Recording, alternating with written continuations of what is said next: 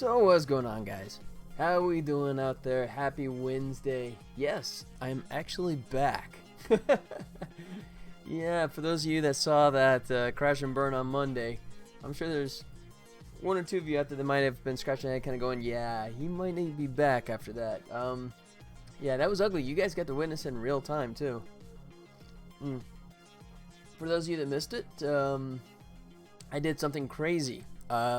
Something radical. I saved a image file while Unity was actually loaded, and apparently that just broke the ever-living crap out of it. If you remember, it's the 2D tile stuff, right? And it just completely mangled it. I mean, it just like the textures. It was like having that like it was all coordinate issues, right? So a lot of the texture stuff was just going to the origin. So yeah, I ended up shutting down just because I knew I had a lot of work ahead of me, and I was right. It was a lot of freaking work. So the first thing I did was try and like make a new tile, right? Make a new 2D tile. Yeah, that didn't work. It was totally broken. So then I pretty much figured out it was something in the library. So, you know, the great thing about libraries is you can kill them and just let Unity regenerate it, which I did. Yeah, that only made it worse. That ended up just mangling more of the 2D tiles. So it went from bad to worse. So I ended up doing some other playing, and then what I finally came to is a realization that I actually had to create a brand new project and import all the stuff in fresh. And then I was able, well, I mean, spoilers, you can actually see it right here. I was able to bring it back to life, right? But yeah, that was ugly, you know. And then I had to go back in, of course, then change all my project settings back to where it should be. So I had like, you know, everything in my physics was all turned on. So I had to go back in and just clean all that out again. So bottom line, it was not pretty. That was not pretty. So my lesson learned is the fact that from this point on, basically, I don't update any 2D textures while Unity's actually running. I have to shut it down, just be safe, right, and not risk it. So, when did that happen? Huh. Okay, just had something weird pop up. Okay, but I finally got it back in position, and we're in good shape now. But it was, it was frustrating. I was not a happy camper. But as luck would have it, Daniel, my artist guy, who's been throwing me some fantastic art, he tossed me an update as well. So I was able to plug that in at the same time. And that's what you're seeing here. He just did another pass. He did a refinement. And so now it's just looking... It was already beautiful. It's just looking even better. So I'll give you guys a look. And what I also did too was preemptively, he's going to do all kind of lava stuff for me as well. But what I did was I just took a earlier sketch version of his and kind of just quasi-dropped it in place just so I can get a sense of that. So you're going to see some better looking lava stuff, which is still very much placeholder, but better than just those red squares that I had before. So, and you can see that that's you know, already looking much prettier, right? I mean, you can, if you look here, you can see the edge right where it meets there. So I mean, that's, you know, that'll be getting fixed here, but just much prettier. I cleaned up the corner, the little breakable tiles. You can see that there. It's subtle, but it's there. Let me come back to there, like that. I didn't mean to hit it. Yeah, and it just, I mean, it's looking really sharp. This is looking fantastic. Still got my little placeholder guy. Gonna be working on that pretty soon. There you go. We got less than 2 weeks till E3, and I'm debating I might actually just sort of like pull the pin and just start working on it before then, which means I'll be spilling the full beans here pretty soon either way. For those of you that are still around and still care, I will actually be talking about the intellectual property that the game is going to be tied to. And I may do that before E3. We'll see. It depends, because I'm getting to the point now where I need to get the demo polished and ready for show and tell. But I need to get him animated. I realized, you know what? I just realized I didn't turn on my front light. Hang tight, guys. Oop.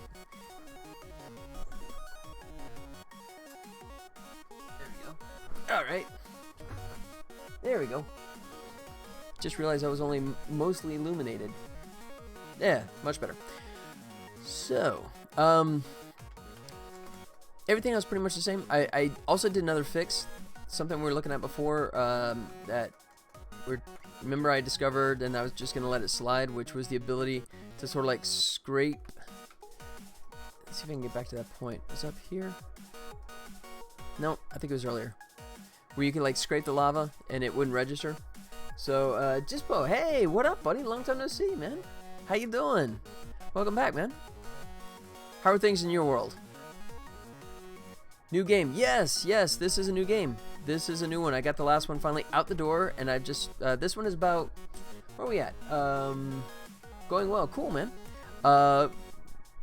Probably at the, less than 2 months now, month and a half maybe? I don't know, I have to go back and look specifics, but what you're seeing is stuff that's in transition. The character that you see is still a placeholder, but all the tile stuff you see there is, at least this tile stuff is pretty much finished product. The mid-ground, the background is still placeholder, and the lava is very much placeholder, but it's going to be sort of like a jumping, kind of like a Downwell Super Meat Boy, just without the challenge. Not quite that difficult.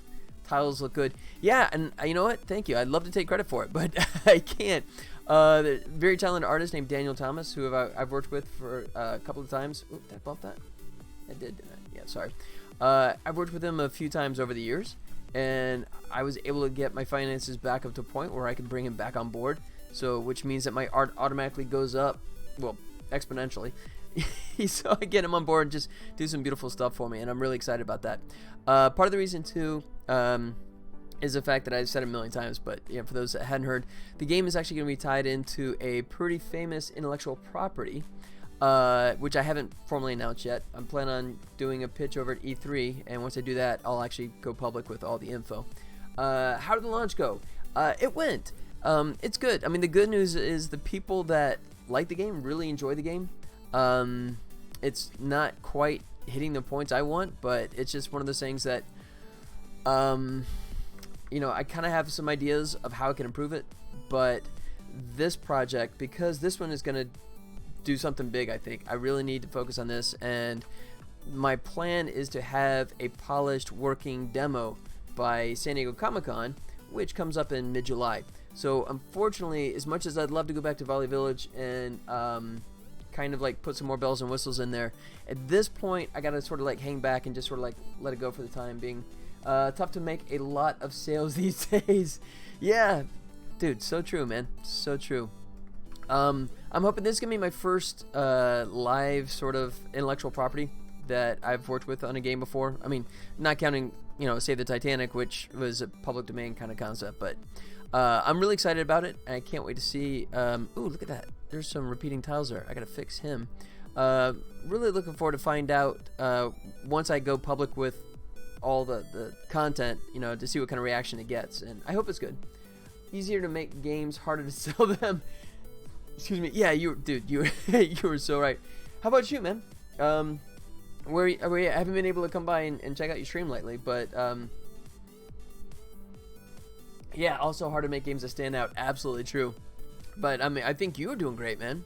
I mean, I loved all this stuff. It's been a while since, I hate to say it, it has been a while since I've been able to come by and check out your stream, but yeah, I loved your style and loved your the gameplay and stuff. It was that nice 2.5D. I mean, it's like, I know it's a 3D environment, but you're kind of playing it in like a traditional 2D fashion. How are things going with you, man? You still plugging away on that? I hope that's still going well for you. Oh yeah, this is when it's going to show. Yeah, so before I had it where you could like graze off of it and get away with not registering a hit. Well, that's gone. You touch it, you take the damage now. So that's finally fixed. All right, let me come out of here and figure out who the culprit is on this one. This would be level 2. Yeah, so I had to go back and rebuild all these levels again. But, I mean, I was doing it with the new tile anyway, so that was okay. But, yep, still plugging away. Things are progressing smoothly, but lots of stuff still to do. Sympathize, man. I understand that. Well, that's cool, man. I'm glad you're still able to make headway. Wait, why am I offset here? That's not good. Gotta grab food and stuff, but saw you online, so I thought I'd swing by and say hi. Just a moment. Thanks for coming by. I appreciate it. Yeah, go get yourself some food, man. And I'll try and return the favor as soon as I can. And check out your latest, see how you're doing over there. All right, man. Cool. Thanks for saying hello. Good to see you. Let me do it that way. There. Get it broken up nicely. Okay. So that's 2. All right.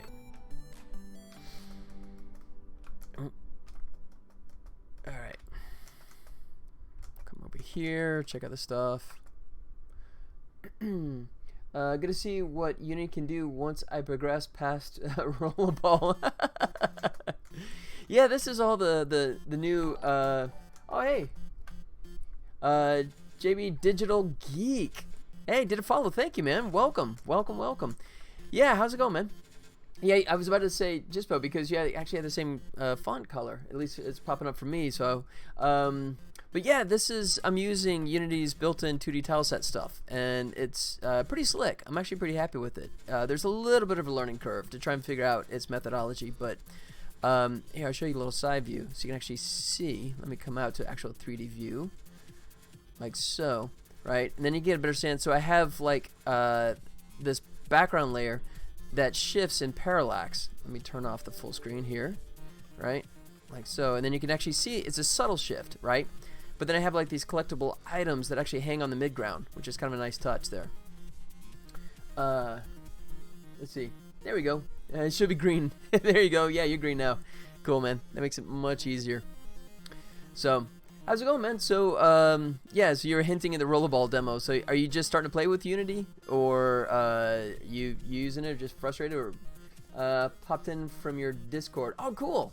Awesome, man. Thanks, man. I'm glad you found me on Discord. I'm glad I actually remember to post it.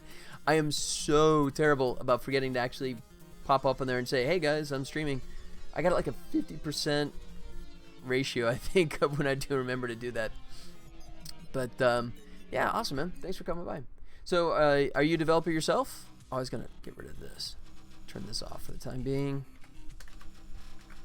Do like that. Get that going.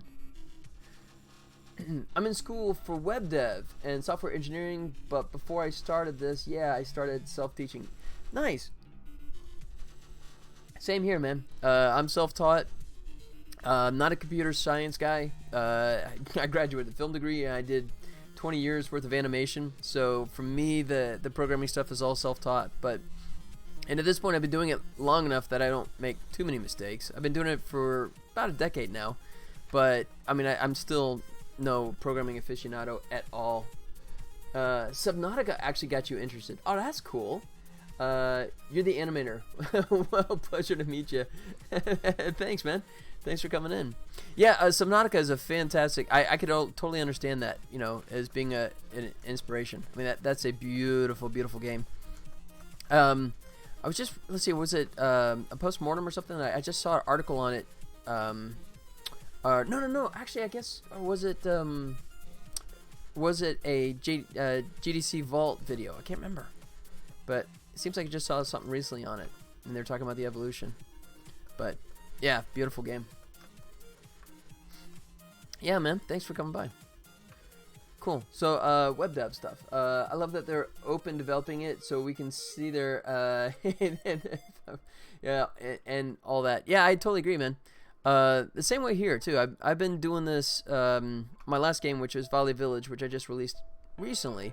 I came on board in October and started streaming this stuff, and so just kind of like offer, you know, you can see all my stuff, complete with, you gotta give me some points for bravery, because I mean, I you know, I put my code out there, right? Well, there you go, some of my stuff, and yeah, I mean, I'm sure any true coder looks at that and just kind of just cringes, but it runs, and the frame rate's okay, so, you know, it is what it is. You know, I mean, yeah, I mean, I was one of those that I started on Unity long enough ago that I actually started off using JavaScript because it's much more forgiving. But yeah, over time, Unity kind of phased it out, and they nuked it, about a year ago. So JavaScript is no longer a choice, which means some of my older games that I really need to update, I have to rewrite the entire game, which is why I've sort of neglected them. Very much figuring out it runs replaces imposter syndrome most times. Yeah, exactly. Yeah, I agree. It's kind of like, you know, hey, it's moving, right? You know, see this console? Look at that. It's empty, right? The frame rate is up. We're good. We're done. All right, let me go through this one more time. I'll go full screen here. Golden. Yeah. So this is a platforming game that I've just the character is still placeholder, right? But the tiles made by a really talented artist guy that I was able to bring on board again. He's doing primarily all my art for me, and it's going to be as you see, a jumping puzzle game where not a puzzle but a jumping arcade game where you find your character has been banished to the core of a planet that's, of course, you know, like a lava core, which means that the lava is rising. So if I come back down here, you see, yeah, you know, as you progress upward, you see the lava keeps coming up, right? You don't want to hit it, take damage. And the objective is you're trying to get yourself out and move on to the next one. And there'll be 4 worlds, kind of similar to like Spelunky or Downwell, right? 4 sections in each world, 4 worlds. So each one will have a different motif. You know, you start here, and then next you'll progress into like a canyon type area. And then it's an alien planet. Of course, you can tell it's alien creatures. So you move on to the next one would be like an alien kind of tropical jungle. And then you get yourself out of there and onto a spaceship where the story first began. And hopefully get yourself done and out of trouble. So that'll be the kind of progression. And it will be tied to a famous character that I haven't actually publicly announced yet. Yeah, here's the lava's risen up. I do that just because it kind of like... It sort of puts pressure on you. You feel like the lava's always there waiting for you, but it's also a situation where it prevents you from going back. So I can, you know, just update the sections, right? Let me come out here. Yeah, so I can just piecemeal it, right? And just only have a couple of sections active, so I don't have that much going on. But so it's just a, you know, double trick. It just keeps you realizing that you need to keep going up, and it also keeps me from having too much crud on the screen at any given time. Like that. And then I've got you see I get damage turned off right now. I'm taking endless hits, which is good because I'm getting slammed all over the place. It could pave way for a harder difficulty setting to maybe progress it over time. Well, I'm gonna have that actually, because this is gonna be. Oh, what did I hit there? Wait, what am I hitting there that's causing damage? That's interesting. Okay, I have to look at that. Yeah, because this is going to be tied into kind of a famous character, that is going to be a situation where the partner that owns the IP, I think, is going to want it to be more accessible to a wider audience. So my plan is to have sort of 3 gameplay modes, right? You have more of a casual, right? And it'll be the same level layout, but what I can do is just, you know, if I remove a couple of these lava streams or the pools, right, then it instantly becomes easier, right? So then we'll have like an easier playthrough mode, right? That you'll get to play most of the content, but it's just ultimately there won't be as much of a good payoff, right, as you will. And then there'll be like a normal gameplay mode, and then more of like the hardcore gamers there, right, which will just completely destroy you. And then kind of similar to Downwell and Spelunky, there'll be little sub areas where you can like pick up power-ups as well as health and bring it back, you know. Because I'm going to kind of follow suit, where I'm going to need to have a health of like 4 or 5, and if you lose all your hits, it's game over, right? But hopefully you can replenish it over time, you know. And I'll probably do something kind of like Spelunky, where I'll unlock it. So once you unlock the next world section, right, you can go back to that. The trade-off, though, is that you won't get the full experience. You know, you can play the game from that point on, right, but you won't actually get the big reward videos or whatever I do for like the big ending kind of stuff. You know, from that you'll have to start from the beginning and work the whole way through. You know, just to offer you a proper reward. All right, so I got to figure out why I'm taking a hit on here. Let's see. So that's section 9. Oh, okay. I see some stuff popping up there that shouldn't be there. All right, let me check out section 9 here. Find out where we have some mystery hits here. Look at that. Okay. So I'm guessing that's the lava flow doing that. Yep. All right. Excuse me. All right. So what I did was in my painting, this is something you got to be really careful with when you're doing 2D tile painting in Unity, is that so I have this tile which looks normal, but because I painted it when I had the lava layer selected, as a result, it considers that, you know, destructive stuff. So if I touch those, I take damage. Which, let me fix that. So let me come into platforms, and I'll paint it the same way, so it'll match, like so. Alright, and then him, and him. There. Now let me come back over into lava flow, and I'll delete those. There we go. And you see the collision boxes disappearing. There. So hopefully that's everybody. Yeah, it looks like everybody. Cool. Yep, just a minor mistake, but I'm glad I found it now, because you're just hitting the roof and you're getting damage, which made no sense. That's why. And then I have like little hidden sections. You can see the little blocks right above me there have a bit of a kind of broken up look. If you hit them, it'll reveal hidden sections. Kind of like that. Right?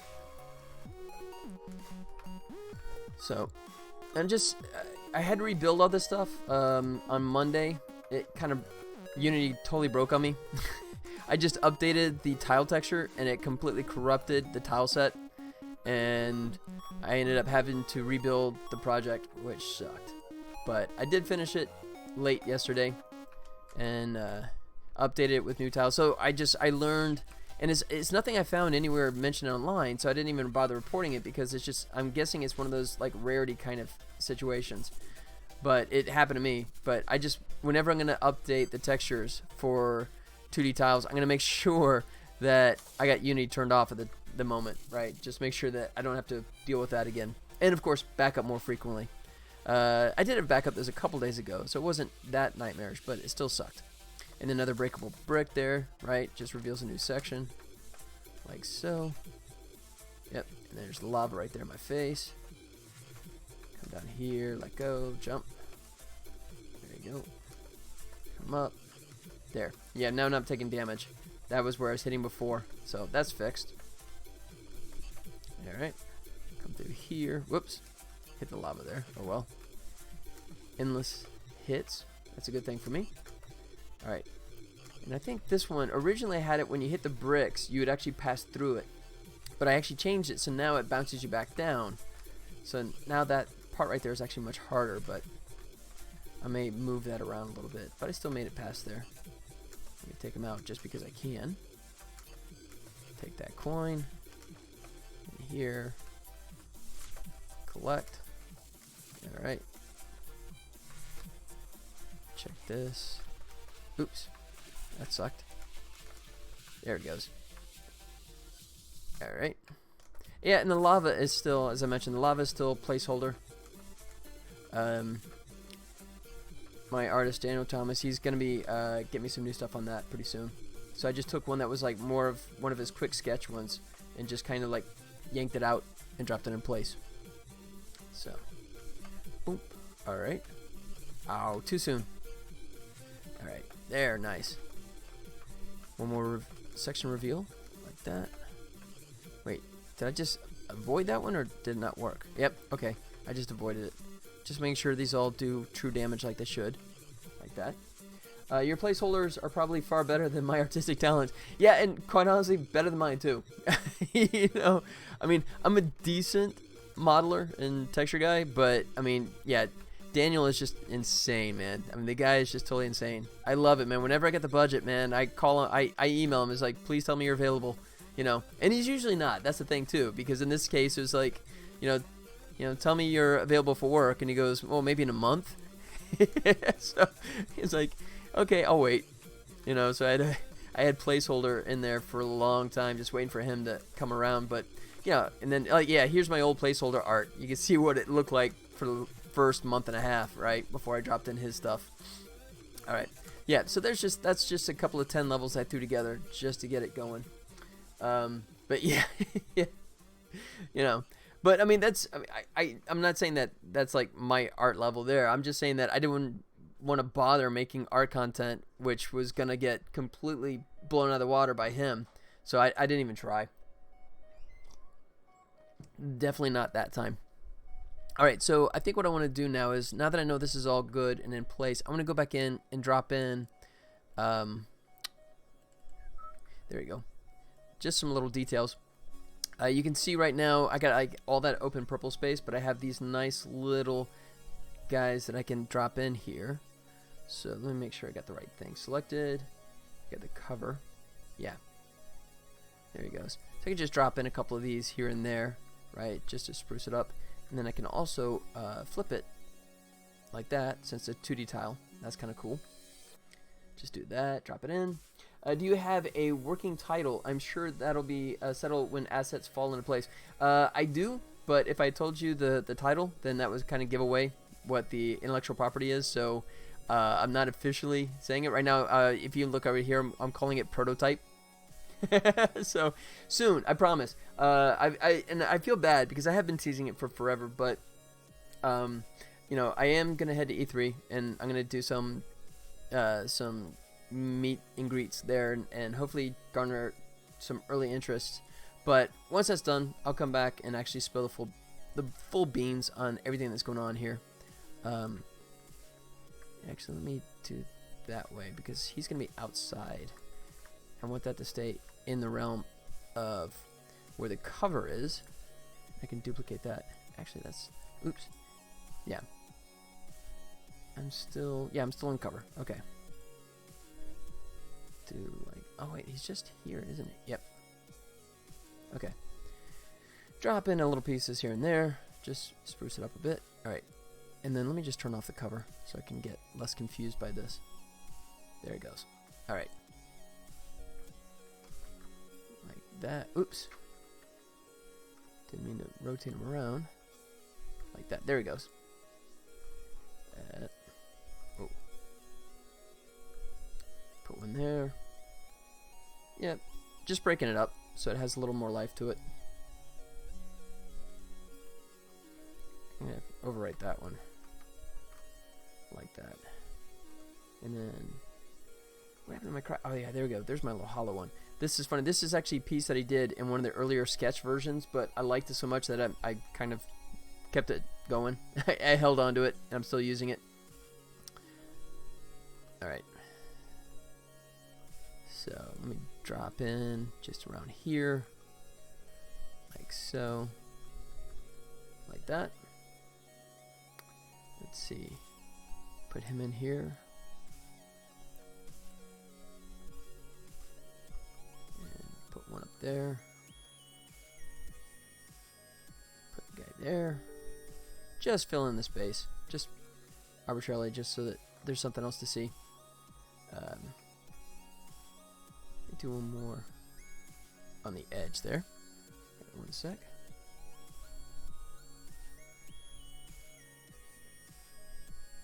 Yep. Yeah, I just got an email from, as we were just talking about that, how I started with Unity and I was using JavaScript. So I got an email from Google Play, let me know that one of my apps needs to get updated. Yeah, unfortunately it's not as simple as just load it up, hit save, export, and redo it, because you know it's a combination of I have to rewrite all the old code that's JavaScript based, and then I have to also replace all the plugins which are now abandoned or just don't even come close to working anymore.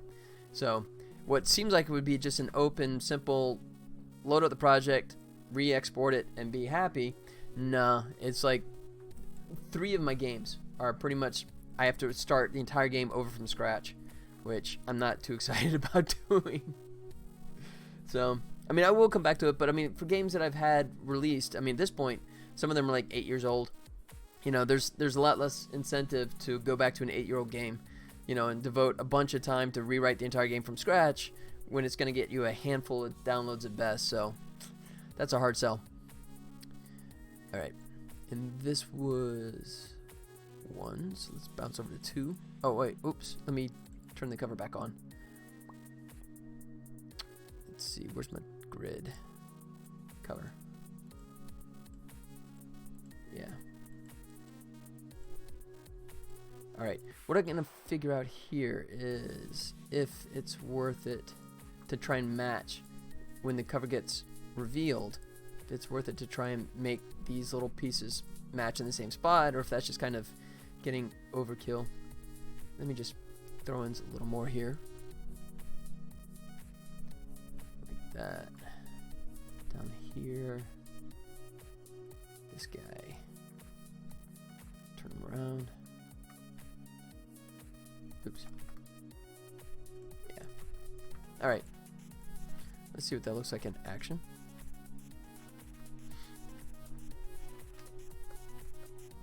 Yeah. Cool.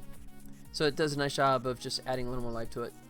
And yeah, I asked Daniel to also hopefully do some like larger pieces, right? That would be more like set pieces. Like, you know, I'm thinking it's way into the ground, so maybe like, you know, an old alien skeleton or something like that. Something larger that would just be nice, you know, draw your eye if it was like right up in here or something like that. But that'll be in the future. Right now it's just a matter of plowing through what I got right here. There you go. And then I gotta move on to this one. So, alright. I'd say that's good. Alright. Load up the next one.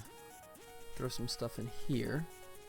What I might do is push this around, make this a little larger.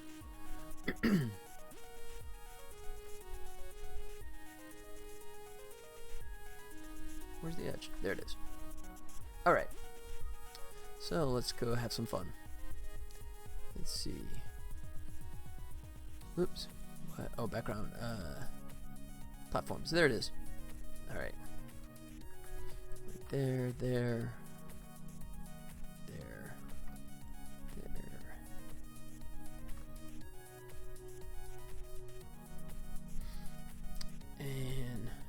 And put, I want that one there.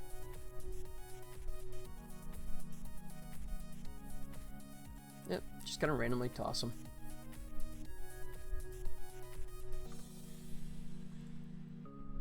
Oops. Like that. Maybe right there at the edge. This guy. Nope, I did that one. How about him?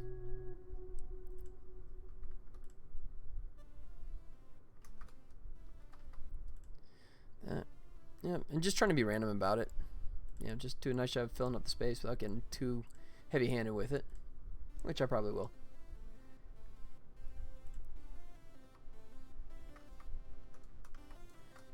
Like that. Did I turn him up? Yeah, that's correct. Yeah.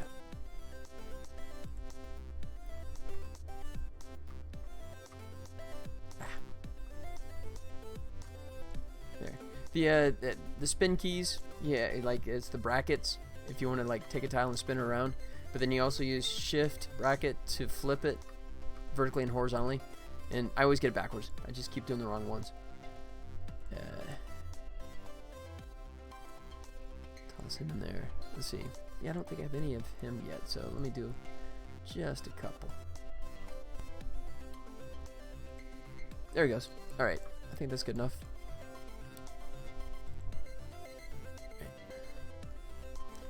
Three. Alright, this one got a little less real estate, so this can be a little easier.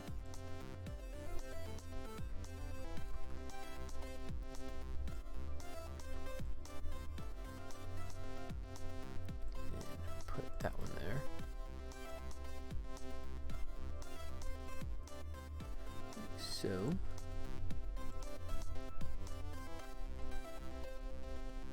Oops, did that.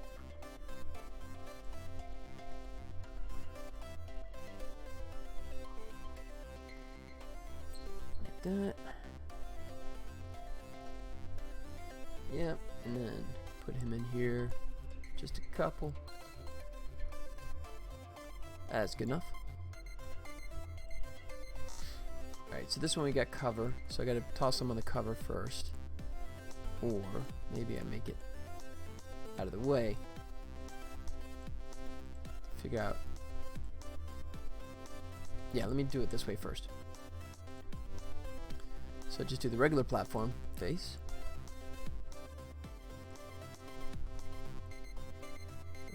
Oh yeah, not much here. So this guy.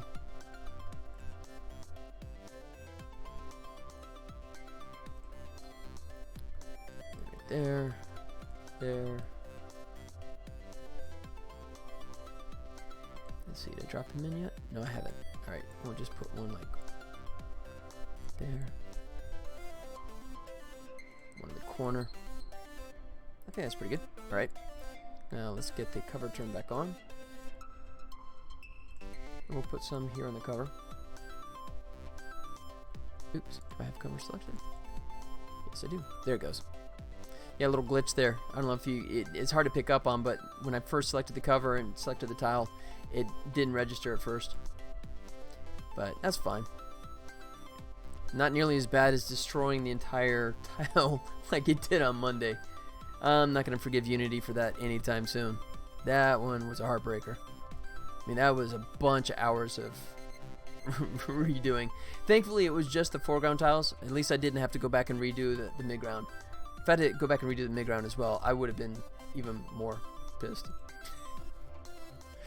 But it's done. Alright, let's check out that. Take the cover. Let's see, turn it off. Yep, okay.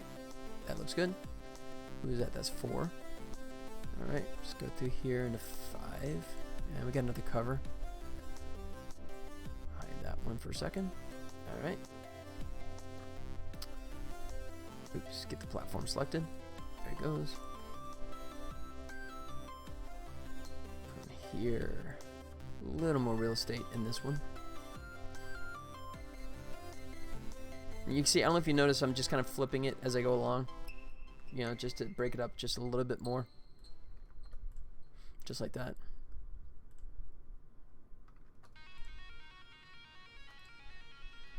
Okay. Put the little divot one in there. I like this one. Let's see. Put them there. Put them in the corner. And then we'll do this one. Pretty much done.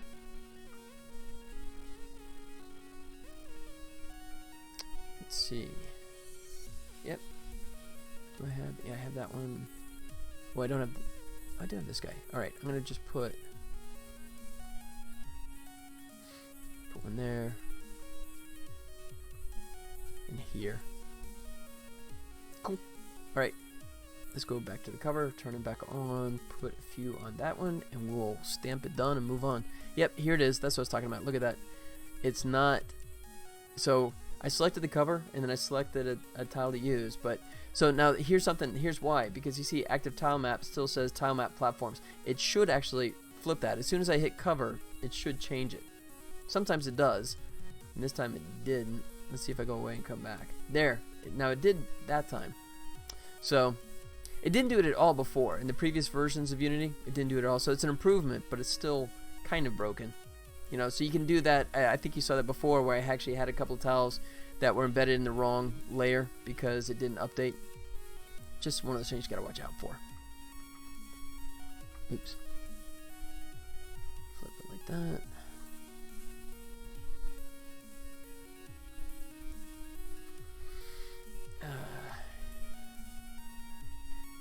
All we care about is the cover area, so do one up here.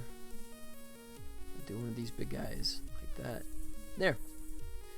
One more in here. Okay, I'm done. Let me just check that. Ooh, yeah, that's a pop. You see that? Where the cover disappears at the top, so I'm gonna undo that and match it so it's not so iffy. Yeah, stupid thing. That's annoying. Alright, cover those. Alright, so cover. So we have that one, 3 from the right.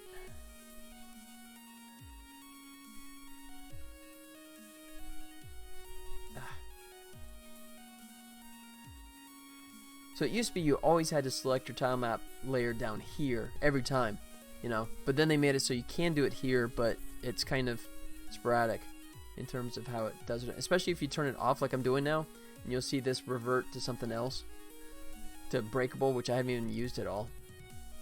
Alright, so then we have that guy who's 2 away. That one. I think he, oops, wrong key, like that. Yes, let's see, is that right? Yep.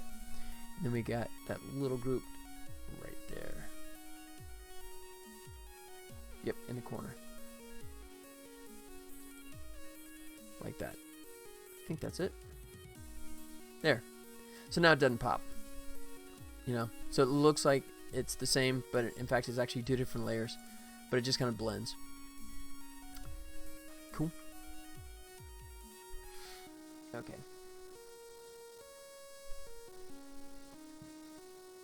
Next one. Let's go up to 6. Alright, not a lot of open space in this one, and no cover, so this will go a little bit faster. Subtle thing, this is driving me nuts, and it's one of those things I have to fix. I have to come up with a specialized tile right in here. Oh, come on. See, look at that. Look at that refresh didn't happen. There it goes. Yeah, so the point is shooting up here in this one tile. So I'm going to have to make a specialized one, because normally I set this one up where the thickness has to be at least 2 deep. But this is a situation where it doesn't, I can't put a tile on this side because it bumps your head when you try and jump up. And then I can't do a tile on this side because that's where the lava flow basically is. And I want that to go across, so, you know, I'll probably just come up with some kind of little specialized tile for him. Or, I don't know, I guess I could, yeah, I don't really have many options here. Yeah, I'll just leave it be. I gotta stop messing with it. I gotta stop messing with that. Okay, let me just drop some stuff in like I'm supposed to and stop tweaking stuff that no one's gonna notice anyways. I keep listening to that one as a CBB. Could be better. I'll come back to it eventually.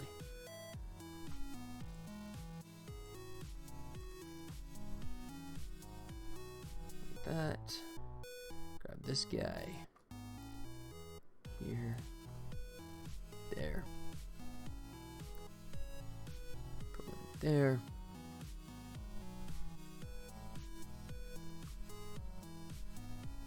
Side by side. Why not? That. Oops. It's kind of the same there, isn't it? Let me put that in there instead.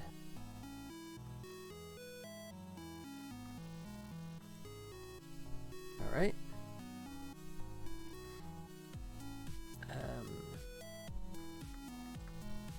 Oops. Let me just bump this up one. I just don't like the fact that there's 2 side by side.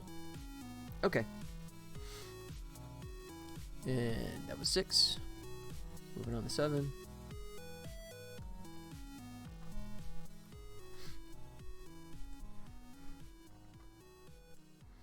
That's good.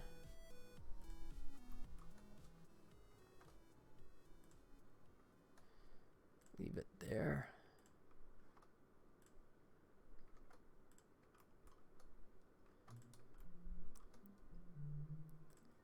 Let's see, I did that one. This guy.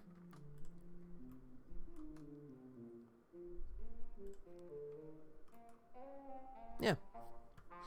Pretty simple. Alright. 8.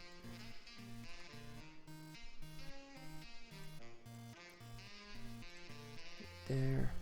There. Oh, wow. Yeah, this one's got just a super small bit of real estate.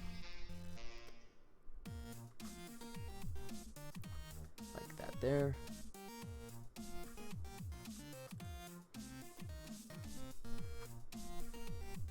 And last but not least, drop that there. There. Good.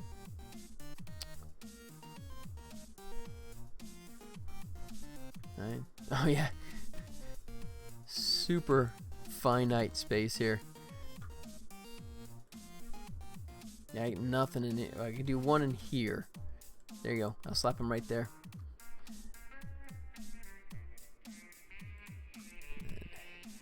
Put one there. Yeah, I don't think I do any repeats of these guys just because they're so close. Yeah. I think I'll leave it like that. Alright. There's 9. There's 10. Oh, you know what? Sorry, guys. I haven't given you guys a bombing run yet, have I? There you go. Nice. Look at that hang time. Alright. Let's see. Oh, this one does have a cover. Oh, just a small bit. Okay, that's good. That's no big deal. So, platform. That's what we want.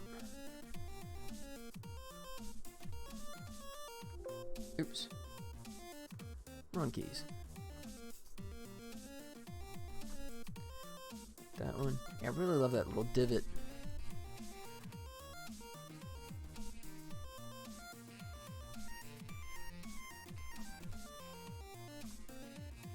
That, and then this guy.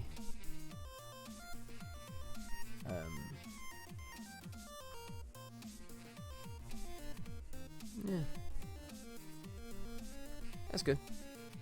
And then last but not least, oh, that is 10. Hey! Wow, I just finished without even realizing it. Cool. Come out. Control S to make sure we don't lose anything. Alright. Do a quick walkthrough, see what it looks like.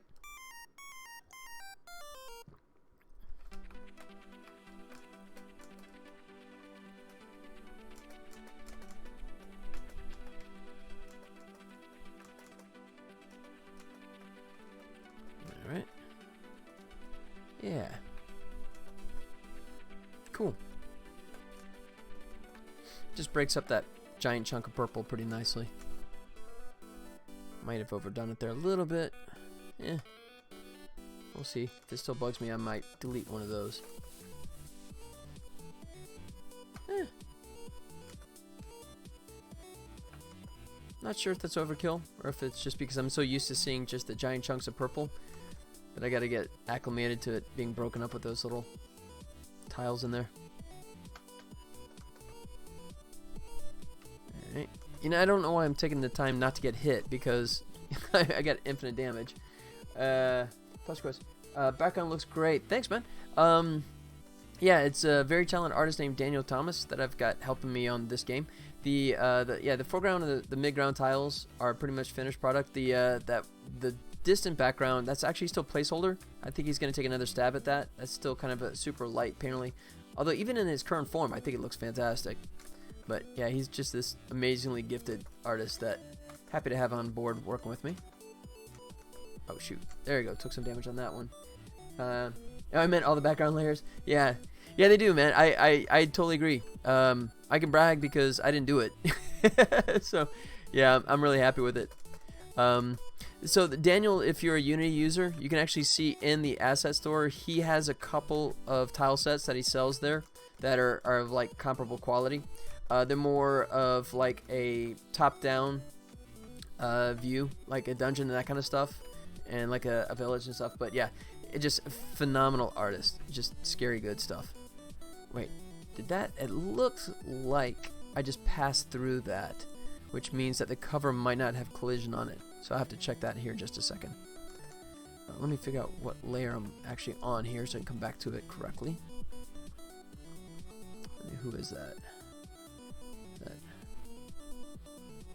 That is 4. Okay, I can remember to come back and take a look at 4.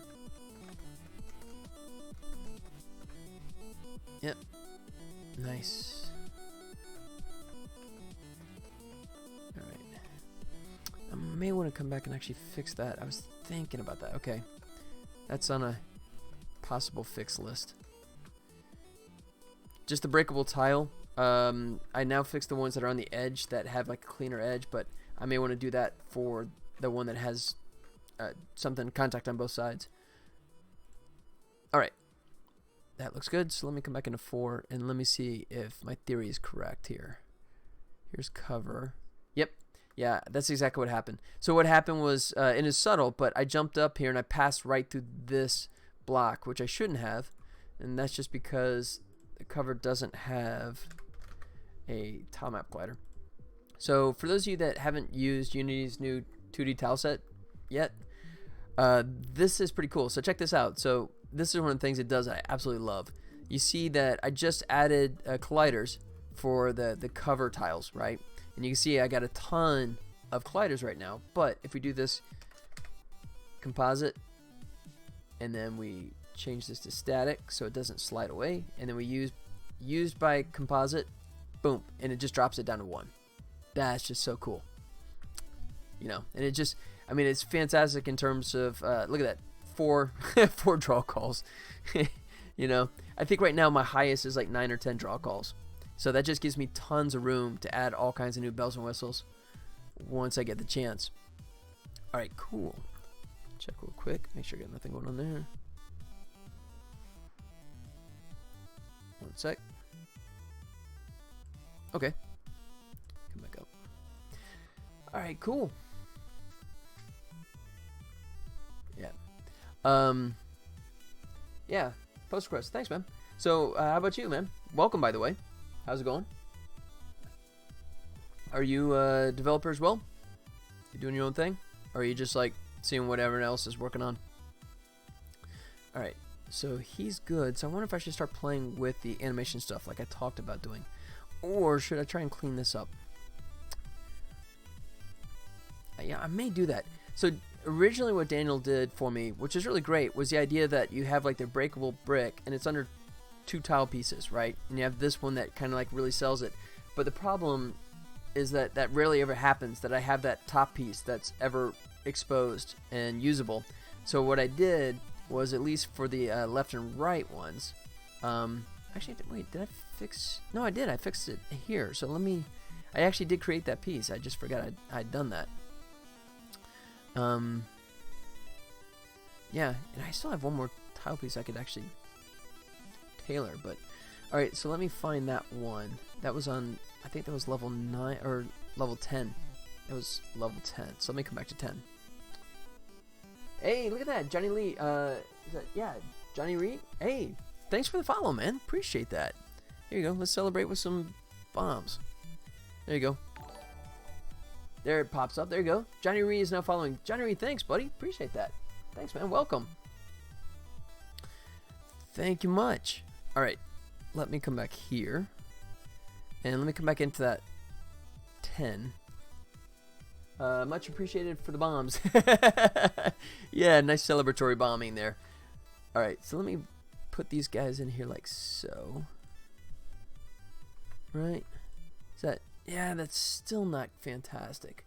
I may want to clean that up a bit more just on the top. But that's better. But now I got to clean up the collision. I never did the collision properly in this one. This is... You can see the default collision, which is not great. So let me come back into tiles. Go into sprite editor, and here's the bad boy right here. Which, by the way, let's see. Let me look at this for a second. Let's see if this is. No, it's set to high quality. Okay. I just want to make sure that it wasn't compressing it overly so, but yeah. All right. Select him. Come up here. We go into custom physics shape, and it doesn't have it. Let me generate one. All right. That. And then in this case, even though you can see the rocks are up here, but I'm going to drop it way down here because sometimes the way the surrounding terrain is shaped, sometimes that absorbs the hit when you're trying to hit this. So by letting this stick out, it guarantees that you're actually hitting the breakable block and not the side terrain. The downside is that when you hit it, it kind of, if you look really, really closely, you'll see there's a couple pixel gap when the block breaks, but because you're jumping into it, I think it's not that terrible. But it's better to have a 2 pixel gap when it breaks versus jumping up and hitting and not having it register, because then it feels like the game's totally broken. Alright, so now if we look back here, it's still broken. This is one annoying thing, is that the composite collider will not update without go remove and add it back, and then it should. There it goes. So in this case it's harder to see, but like some of these edges, right, you could strike the terrain versus actually hitting the breakable block. So by letting the breakable block collider be a little bit further down, it just guarantees that you hit that when you intend to. So a little bit of a cheat, but it's just to help the player and make them happy. So, let's see. Yeah, it's not too bad. Yeah, when you see it that kind of size, it registers that it's obviously a broken block. You know what? I wonder what happens if I take this and flip it. See if that looks any better. No, that just looks like a mirror. Never mind. Okay. Just overthinking it. Alright. Well, that's all I wanted to do for all the texturing stuff and the layers. So I guess the next thing I start playing with, I'm still using the placeholder character, but that doesn't prevent me from actually trying to introduce some motion to him, rotations and stuff like that when he jumps, right? Right now, you know, he's completely still the whole time. Let me check this real quick.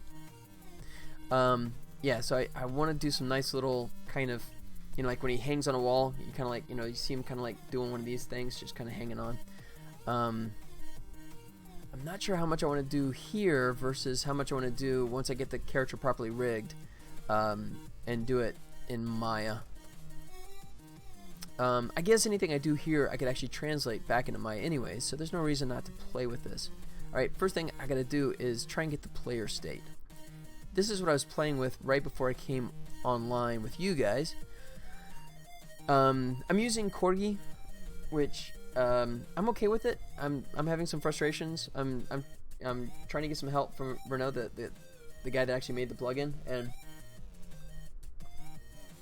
I mean, I'll put it on my shoulders. I mean, I would say it's basically me, but I mean, I think Corgi is absolutely a fantastic tool if you just take what's there and drop it in.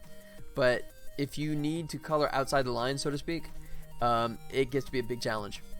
And I've had some frustrations with it trying to get it to work sometimes. But so what I need to do is find out the player state as he goes. Where am I? Make a player. Zoom in. There he is. Okay. So let me bring this up. So before, what I was trying to do was get, for example, so I have my own player controller that I wrote that gave me a little more breathing room and more control over certain aspects that I wanted that I wasn't getting out of the Corgi built-in player controller. And then I need to make it play nicely with the other Corgi scripts. Excuse me. So I was following suit. You know, it has like characters. He has this thing where it fetches. Excuse me. Let me get rid of some of these other scripts that I don't need. Need player controller, so let me put him up here like so. Need character, Corgi controller. Alright, I'll just close these other guys for the time being. Just leave a couple open. Wow, I had a bunch open. I didn't realize I had that many. Alright. And we're good. I don't need character jump. Okay. So, we had... Let me see if we can find it in here. Copy. Yeah. So, this is where it keeps track of two different things. It's movement state, it's a condition state, of course, and a condition state where it shows if he's healthy or... So movement state shows if he's jumping, if he's stuck on a wall, if he's, you know, if he's falling or whatever his state is, right? Condition state, is he dead or is he alive, right? So I figured all I had to do was grab those variables, right? Can I still... Yeah, I still have that available, good. So then what I did was just like, okay, fine. So I mimicked those same ones, but when I dropped it into my player controller, it wasn't pulling the true value. It just showed it as null the whole time. So yeah, that kind of crashed and burned. What it should show, if I turn this off, down here, I'm going to get a slew of log files once I jump. Oh wait, maybe not. Did I not save it? Character. Oh, I left it marked out. There it goes. Alright, so this is going to show the animation condition state. So there you go. So you can, it's hard to see, I know, probably on the stream, but so we're at idle right now, right? And if I'm jumping, it says jumping, right? But it doesn't say falling. That's interesting. So I don't get falling, but then if I hear wall clinging, so I get all these good states, so I can, you know, I can know exactly where I'm at, which is beneficial and also allows me to like play proper animations, because that's my bread and butter. That's what I really want to trick this thing out with, is have lots of detailed animation to the characters. That's what's really going to make it kind of come to life, I think. So and then falling. Oh, that's interesting. So I got falling.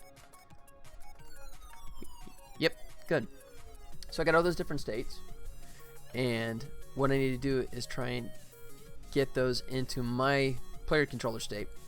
So since just accessing the variables didn't work, I think what I'll try and do is actually access the character script. Do it that way. And let me make sure I didn't do it yet. I don't think I did. No. Good. Alright. So we'll just drop it in here. Serialize field. And then we'll call it, of course, this is character. And we'll just call this character script. That'll give me access to it. There's probably another cleaner way to do it, but I haven't found it. And I know this works, so I'm going to do it this way. There, so we wait for it to compile, and then I'm going to slot open up here, character script. So if I just drop this on here, boom, there. So now, if I go fixed update, if I come back to that little debug log line, drop it in there. Okay, so movement state. If I go character script, shoot, movement state. Oh yeah. Unless, oh god, I hope it's not private. Otherwise, it's gonna be a really short trip. Good. Nope, it didn't scream. Sweet. So that should allow me. So I should get the same thing here. Come on, baby. Yep. Idle jumping. Good. Awesome. All right. So now I actually have my player state in my personal player controller script. Oops. One sec.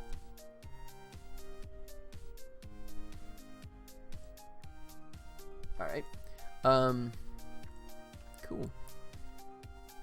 Now that we have that, now we can actually figure out what we want to do with it. Alright, so I guess what I could do is just come up with an enum with all the different variations. So, let's see, player status, player movement. I guess, yeah, why not just put it up here by it? Why not?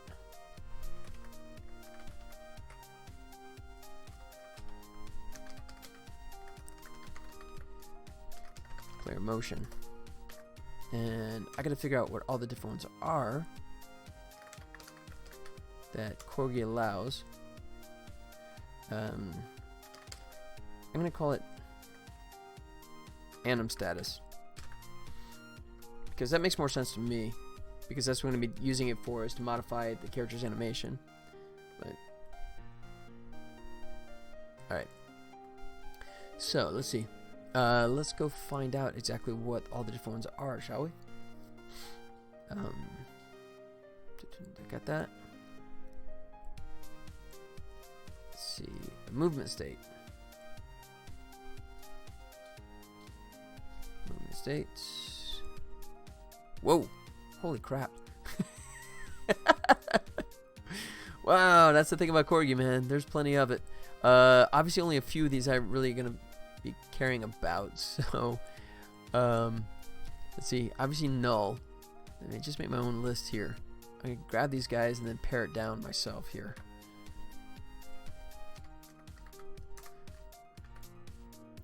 All right. Let me come back here. All right, who do I care about? I do care about null, idle, walking, falling, running. There's no crouching. There's no crawling. There's no dashing. You don't look up. You do wall cling. There's no jetpack. You don't dive. You don't grip. Although I may do that later on, where he's actually. No. I got pushing. So, dangling. I don't think there's any dangling. I don't think I even had that set up, so I'm gonna nuke that one, put it back in if I need it. Jumping, I definitely need. Pushing, double jump, wall jumping, that's good. I don't have any ladders. Character will not be climbing ladders. Character will not swim. I don't think so. At least it doesn't yet. Doesn't really glide. Doesn't fly. Not follow path. Ledge hang. That'd be nice. I guess I can come back and visit that, but I would like to have a ledge hang feature. I'm not sure. Oh, that's probably worth doing a raycast downward check to see if it's over the edge, which I think I kind of have that knocked out at the moment. So I don't think I'm going to detect any ledge hangs. My thought was I was just going to have it with a collider, trigger collider that just on the edges, when you go into it, it would know if it's in a idle state. It would go into that, but we'll see. Okay, so you knock that down quite a bit. Really? Ugh. Let's see.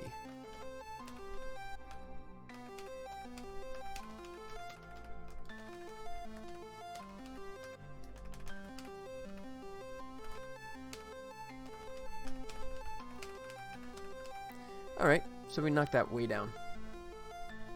So let's come back in here and actually fill it up.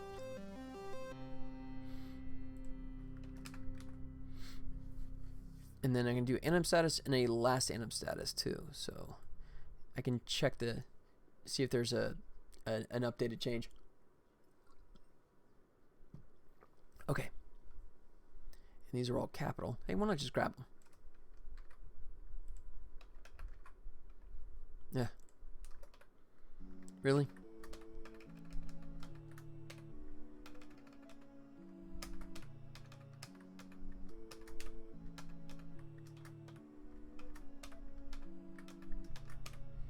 Alright. Oops. There he goes.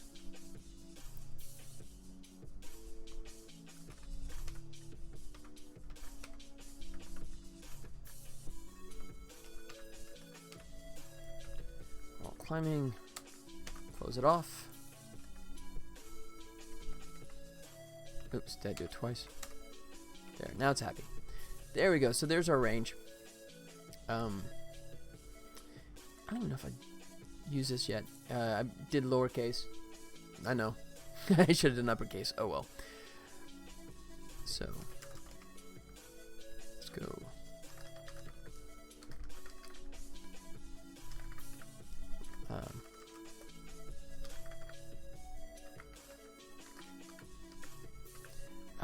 You know what I'm gonna call a state. Anim state. I like that better. Last anim state. Alright. And then we'll just say feed it something to begin with. Is equal to there. Alright, and then I'm going to just do fixed update checks. I mean, that's something I can change if I want to check every single cycle, but I think just to begin with, I don't think that's going to be too bad. I don't know. Yeah, I think for time being. Let's see, so do fixed update.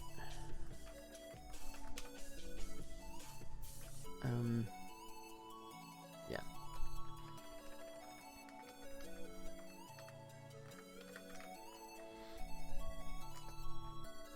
Let's see. We just do is if then here check. Say if is not equal to anim state, then we need to update. Oh, good. Since I have this just little if then check here, I can just throw it off into a separate function.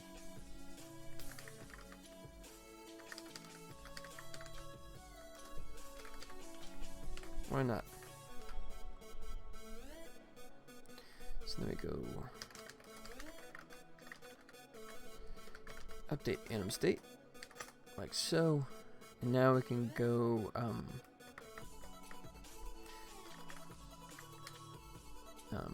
don't know if I want to update it here. I'll say I will, but I can revise this. Alright. And let's figure out what we're actually doing.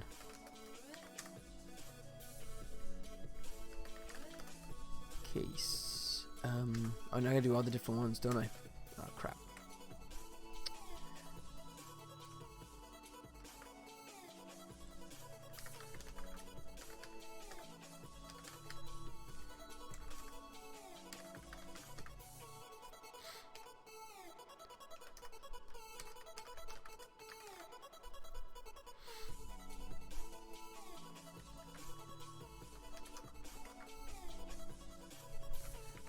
Look at that. Null. I'm just grab the list.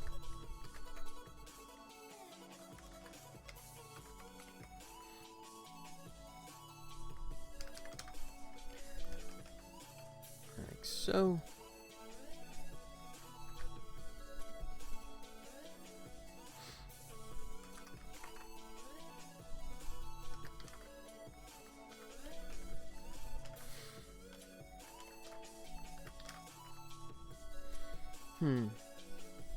Alright, now that I think about this, I'm not sure. I might actually want to do like real animation, which is going to be cumbersome because I have not busted out the real character yet. Crap. Alright, let me think about this. Keep going here.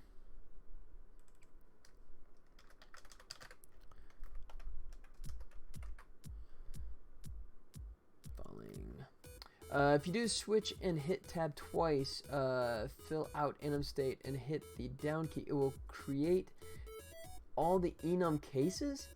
Saved me a whole... Whoa. Okay, dude, I gotta try this. If you do switch and hit tab twice and hit the down key. Alright, wait. Hit the down key. Create the enum cases. Oh, I got what you're saying.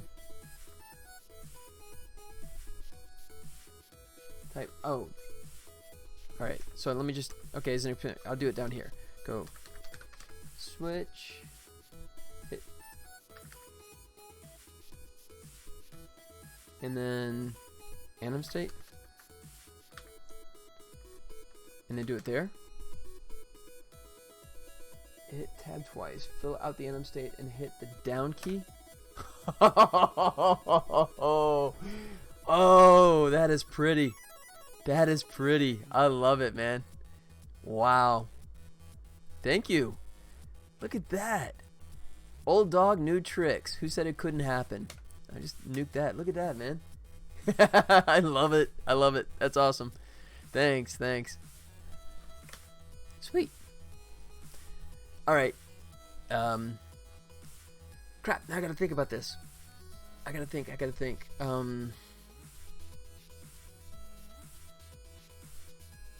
Let's see.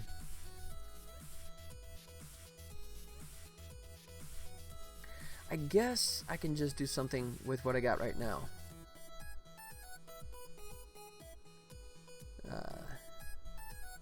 Crap. Play with the scale, that kind of stuff. Yeah, I might as well. I got the character. Might as well just do that. Let me think about it just 2 more seconds. Tell you what, I'm gonna do a quick restroom break. Let me duck out for a second, and yeah, look at that. Close that out. Johnny Ray, man, thank you, man. That's awesome. I gotta remember that in the future for sure. All right, hang tight. I'll be back in just a sec.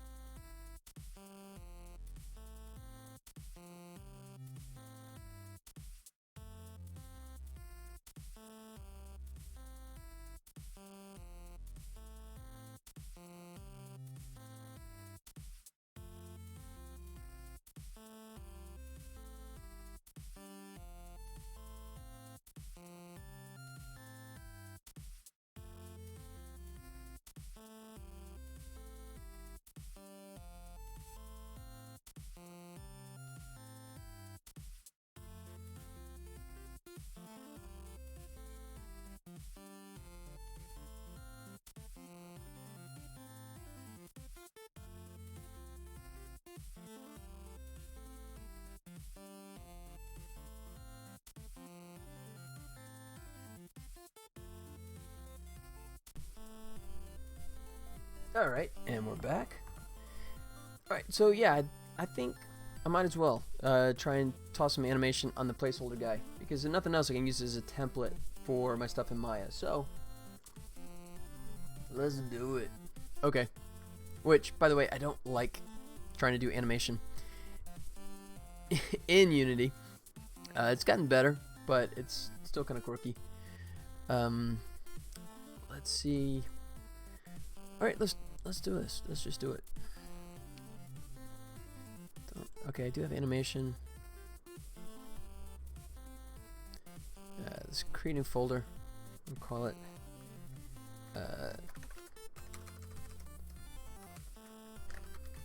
temp player. Right. Let's create new animation controller.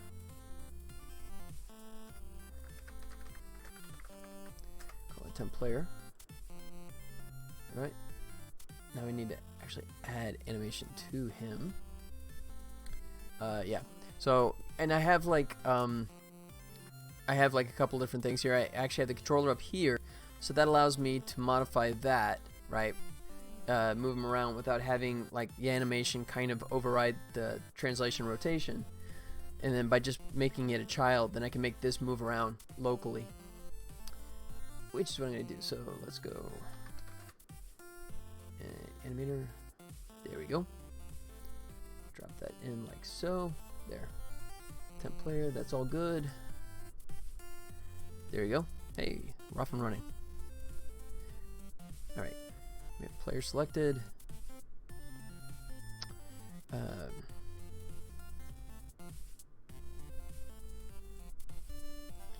Temp player, yeah, just leave it in here.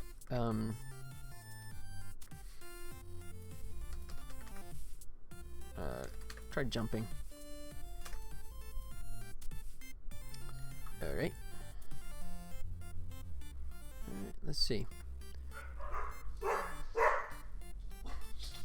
Oh, my alarm system went off there.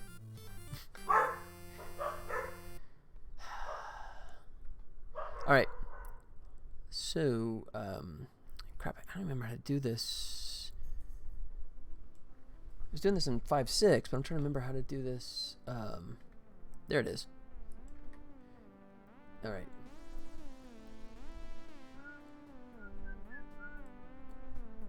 Do it that way. Why is he offset to begin with? Alright, that one makes sense, but not the X. Okay.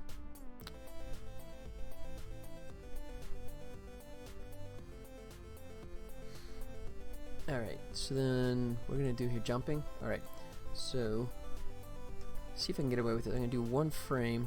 Oh, I need to do rotation too, don't I? Yeah. So we got Z.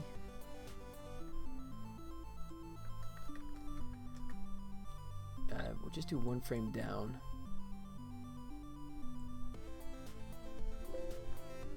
Alright. And like so. So yeah, just have to do like a one frame dip down because there's I want to try and kiss in an anticipation move, right? But I mean by this point he's already going upwards, so I'm not sure if this is gonna read well. 5. Yeah, we'll try that. Have him kind of like throw himself up. Like so. Really?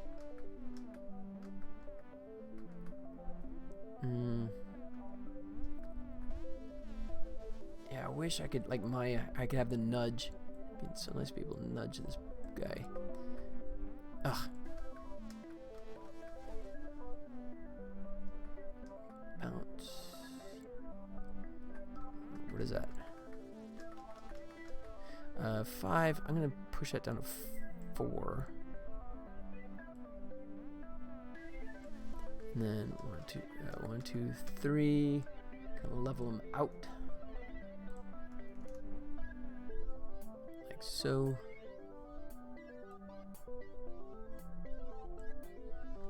Alright. Yeah, it looks terrible when he's just stationary, but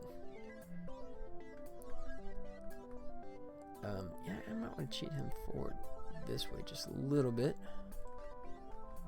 Boom. Nope. Take it back.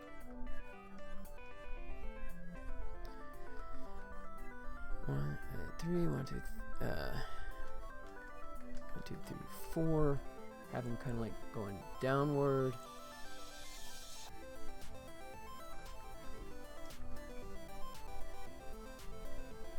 Until he touches. 6. Alright. And then, not sure where, and then I guess I go back into idle animation. So go. It's spazzing.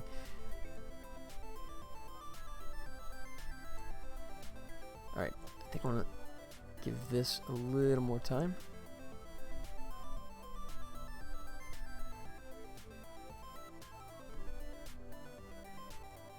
Yeah, just looping, so it's. I have to figure out the actual time of the jump. Right now I'm just guesstimating. Tell you what, do is grab these guys and then paste it there. Space this one out a bit more. Him as well. There.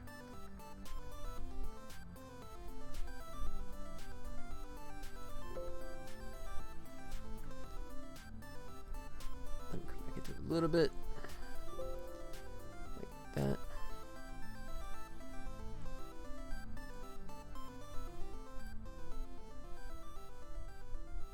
Alright, I'm going to dial this down.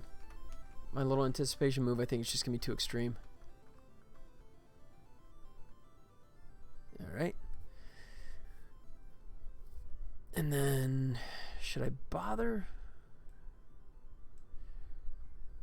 No, I think I just leave it like this. And then just let, once it makes contact, it'll go into an idle state. And then I'll flatten it back out. So, just for the sake of argument, I'll just paste that. That should be long enough. Let's see. 1,000.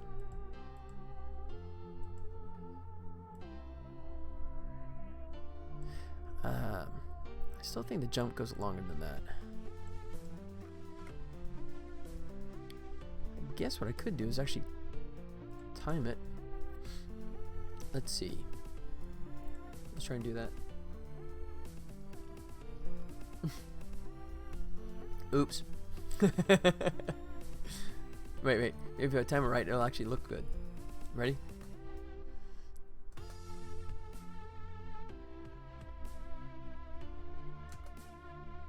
Yeah.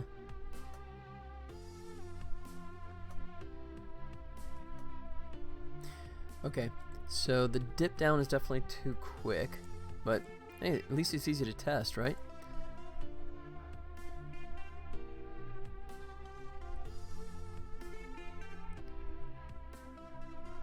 See, let's have him kind of like flatten out a little bit here. Oops.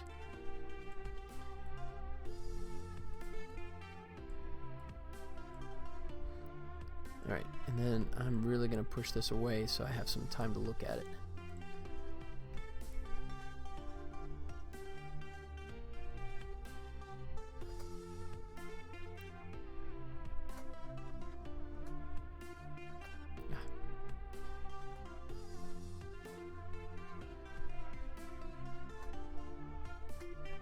Alright, I think that's the general idea, so let me go ahead and create an idle right after I bomb you guys. Do an idle here, and let's go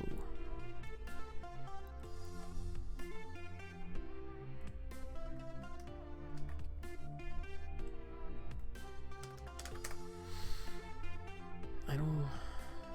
I'll just start with. Oops.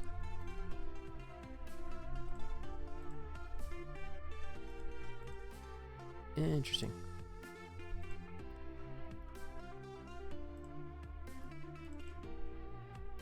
Yeah, so why? Oh, because I don't have them selected? Ah. Really? So even though I did the idle, it just does not want. Okay, fine. I was trying to do a shortcut there and that blew up on my face.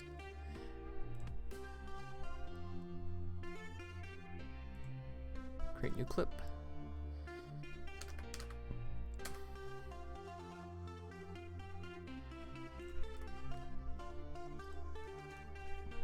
And this will be idle.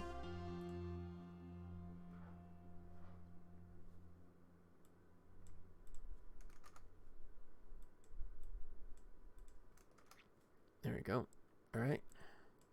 Just make it for 1 second. Like so. Hey, what's up, man? Hey, how's it going? Welcome back. Just trying to add some basic, super basic animation to my little placeholder character here. I do some better refined stuff later on in Maya, but this is, yeah, just trying to see if I can get a little bit of motion to it because he's already moving pretty okay. So let's see if I go make idle start. All right, and then jump I can introduce only when I need it. So. Yeah. Okay. And then let's see. Oh, let's do it this way. Let's have jumping kind of transition back. Just for the time being. Let me transition over a few frames. Like so. All right.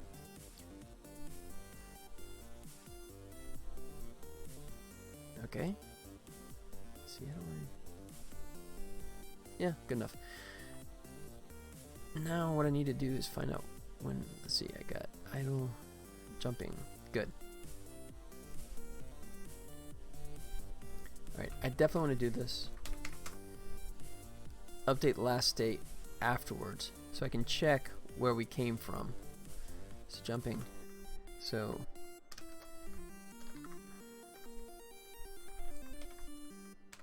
say if the last state was equal to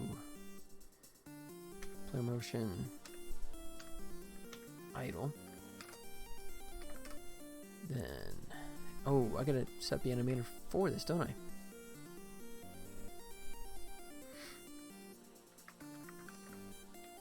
Oops, can't type.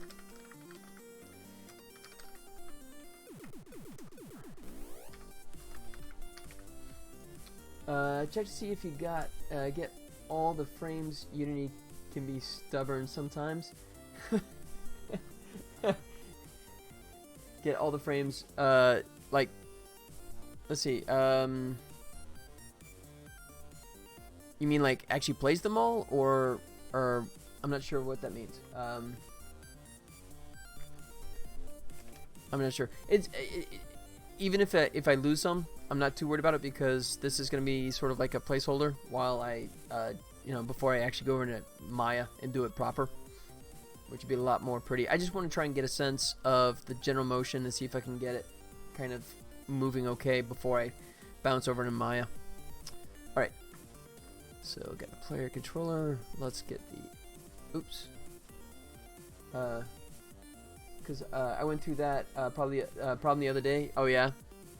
I know that, I mean, a million years ago, one of the things it would do was, the worst thing was like, you'd put like an animation event, right?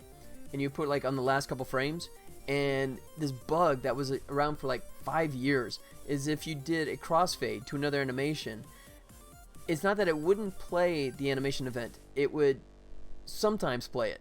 So it was so inconsistent. Sometimes it would actually see it, and sometimes it would skip over it. You know, and that was just like insane. You had to do all kinds of checks to make sure that it did get played. Yeah, hated that. But that was a long time ago. Let's see. Okay, so let's add our animator, like so. Good. Now we can actually play that. Let's go down to the bottom.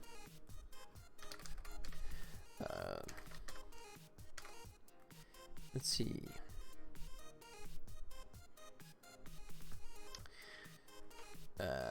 Should be just.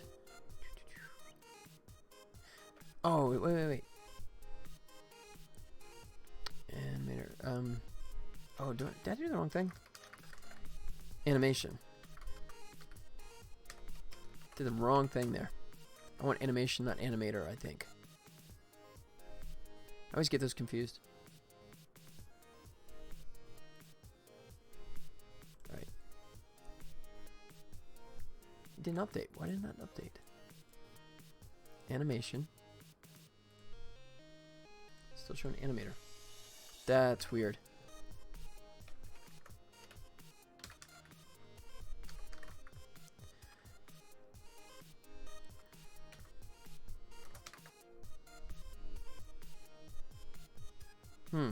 Alright, I have not done this in a while.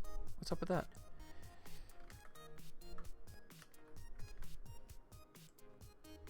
Jumping. Am I screwing this up or what? That should be legit. Yeah. And then it should just transition back. Alright. This is rough. Let's just see if it actually does it. Nope, not so much. Alright. We here. Let's see which part got screwed up.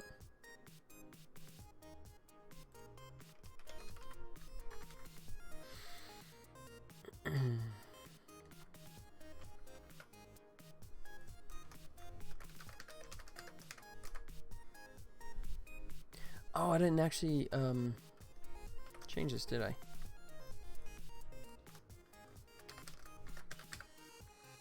Anim state is equal to, or maybe it wasn't idle? Should have been idle, yeah.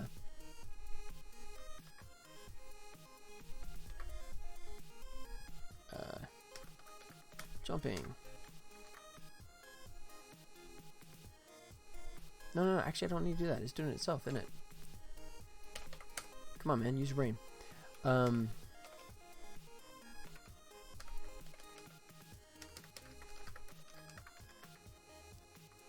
Okay.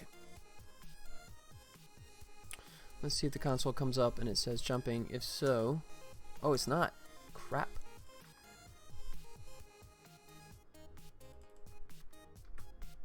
Oh, did not even... Wait, did I not actually... Yeah. Fix update.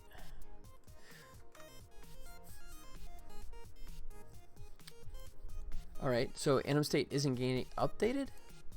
I thought that it had... No, I know it does because I had the different values popping up, right?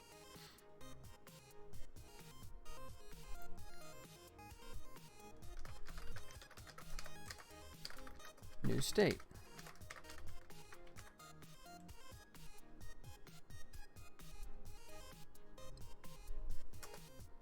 Whoa. Okay, that's freaky. What the heck?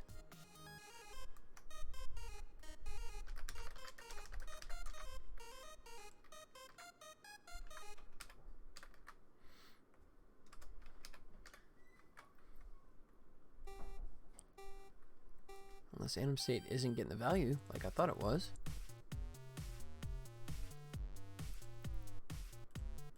Alright, let's see what this does. Whoa. It just says anim state. That's not helpful. Oh, I can... Oh, because... Oh, I know. Well, that doesn't help. That's why. Anim state... Anim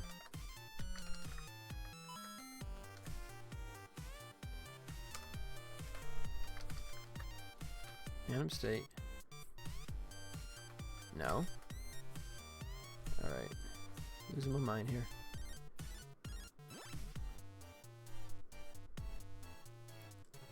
Oh, I'm not actually picking it up. That's why.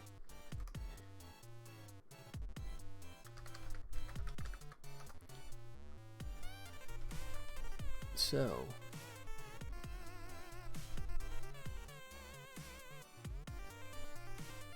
Okay, we'll just do it this way. It makes sense. I didn't actually assign the value. I thought I had, but nope. Alright. Character script. Character state. Oh, come on. I thought I had this before. Condition state. No, movement state.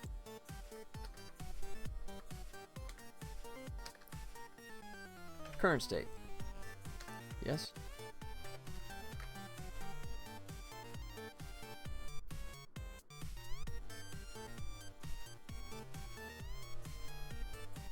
Alright, I thought I had that the same, but I guess not. Okay, fine.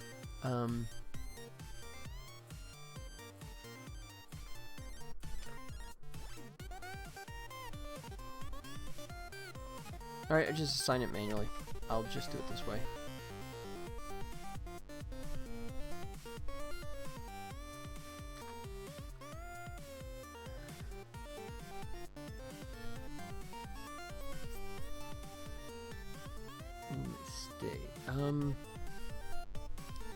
I could do it that way, where I actually say the current state.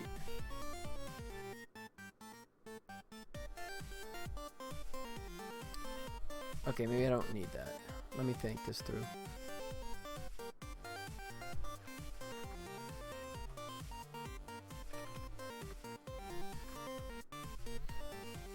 Can I do it that way? Is that legal? No, it doesn't like that.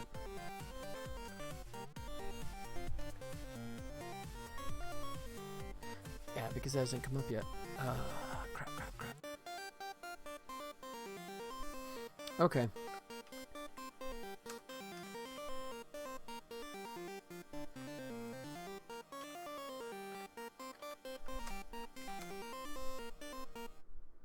Alright, we'll do it this way.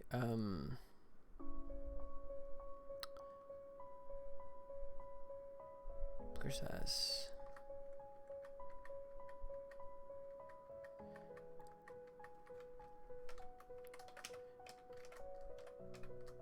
Just do as a string. When in doubt, go with the string.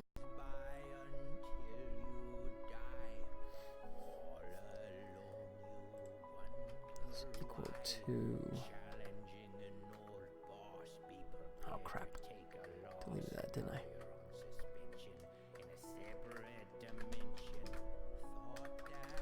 Okay.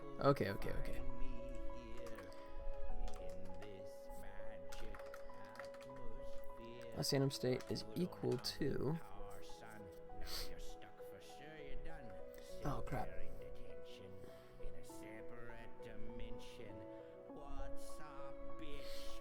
How do I convert that? Because it's going to be different.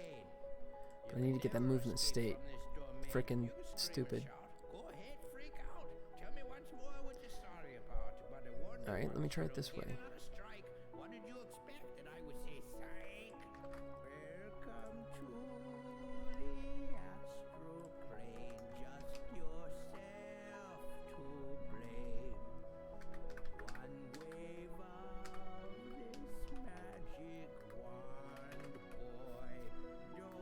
Alright, that's how we're going to do it. We're going to pilfer the way it does it in the Corgi script. Just borrow that. Okay, so we get the status there.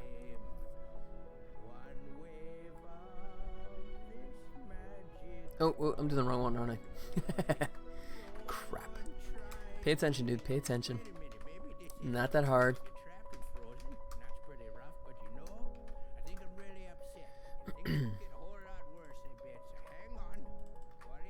Anim state.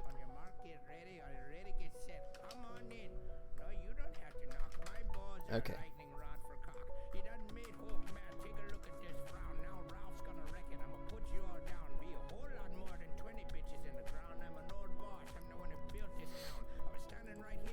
So I don't actually, anim state can sort of like hold the last anim state value, because my new value is going to be coming from the character script, so I can just stick with a 1 and There we go. So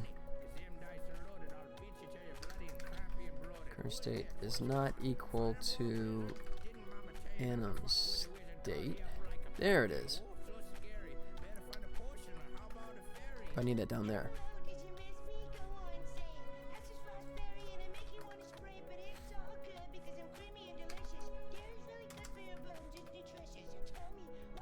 Really? Why do you hate that? Type of... Really?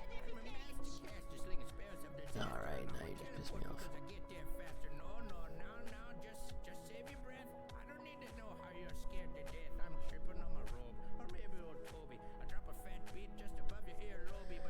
State machine. So which half of that do you not like?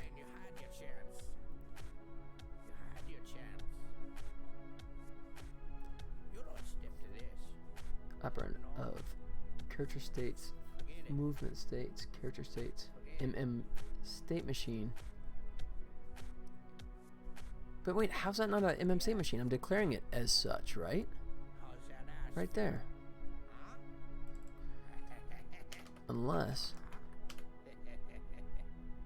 Ooh, maybe it likes it now. And it likes it now. Bite me, jerk. Okay, so then we'll say m state is equal to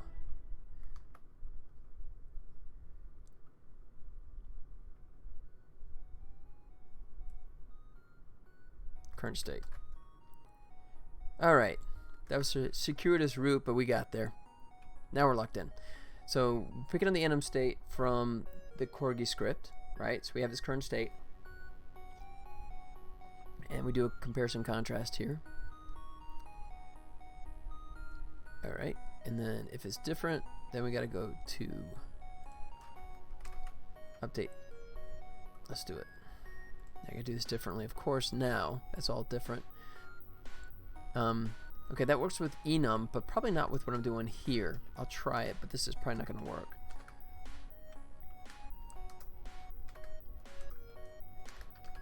Oh wait, I already forgot what I was doing here, didn't I? Switch, say anim state. Really? Sweet. So that's not just with enums, it's also with variables like set up like that. That's slick. And then half of these I don't care about, but I'll leave them for the time being. Oh, but actually what I need is not the anim state, but the character state here, because that's what's just changed on me. So let's go back up here. This is the guy I need to check. Done. Alright. Now we're getting there. Okay.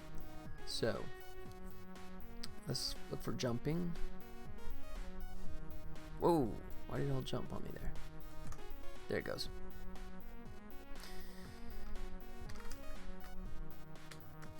Anim state is now equal to jumping.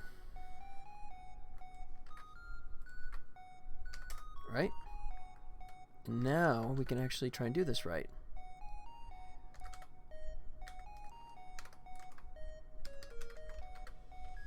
If I can spell. Jumping. I think that's what I called the animation, didn't I? Just jumping? Yes. Just jumping. Alright. Don't think this will work on the first try. But, nope. I don't even get a first try. Crap. Who broke? Player motion. Oh. Oh, the leftover one. Oops, I just forgot to delete him, didn't I? Cool. I'm not dead yet.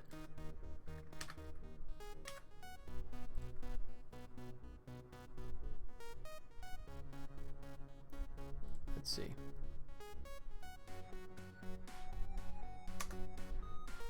Okay. Oh, we had errors there.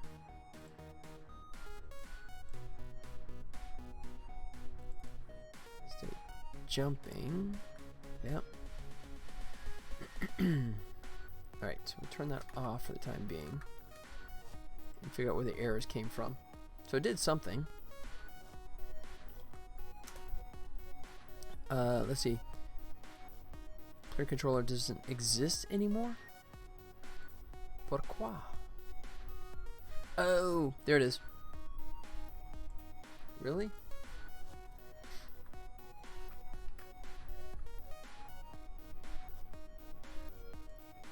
I guess it was the animator I wanted.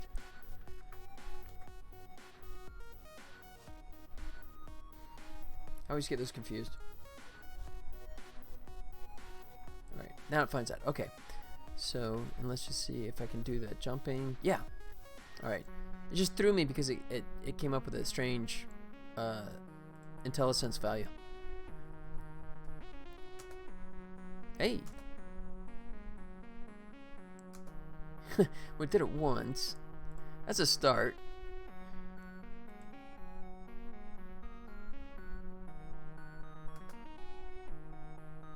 Yeah. Alright, so then...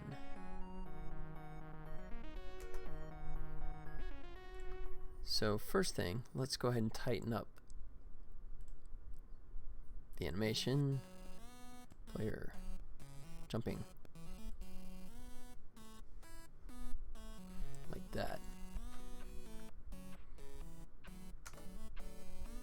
Yep.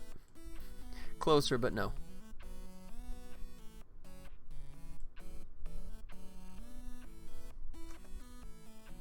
Yep. Getting there. Oh, crap. I don't like the scaling. Gotta get used to that.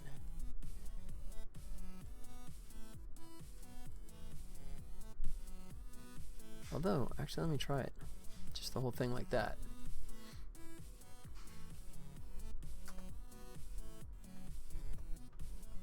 Alright. So that time we were actually late. So I went too far. And let's see, is this still going on? Okay, good. I want to make sure it actually doesn't do like fractional frames. That would have driven me nuts.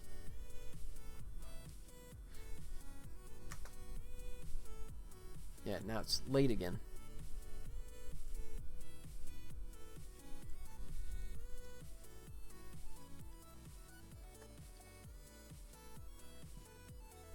Just by a frame.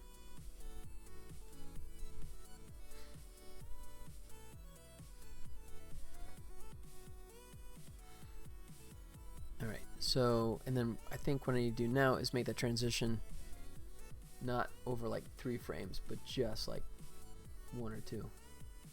Super short like that. Oh.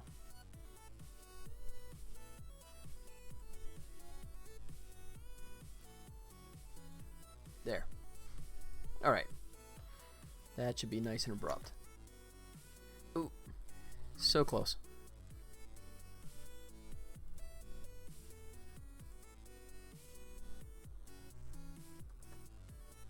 There it is. Alright, now I gotta figure out why it only works once. Oh crap. I don't remember the command off the top of my head for setting the time back to 0. And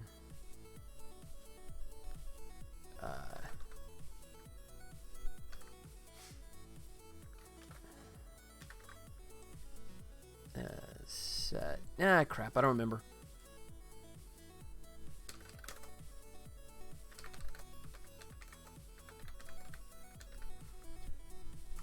Set time to 0. I used to remember this. The older I get, the more I forget stuff faster. And then I gotta make sure it gives me the right one. Play. Oh, just, there you go. Just 0, right? No, that's layer. Well, fine. Normalized time 0.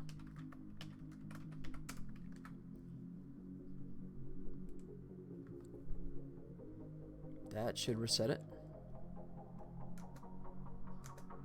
Not so much.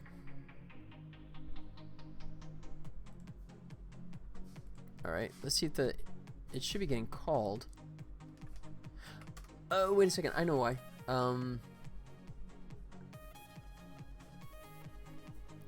I know why. Because the state didn't change. That's it. So, that's animation is not the culprit. It's actually idle. Let's see.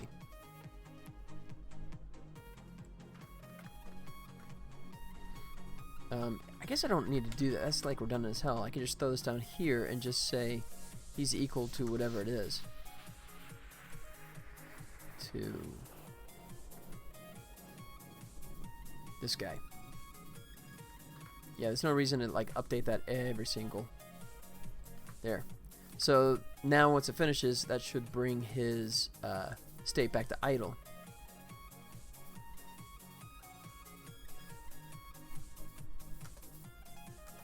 There it is. Yeah. Yeah, cool. Okay, I do want to do something for the double jump, I guess, there. Is there double jump setting? Yeah, double jump. Okay.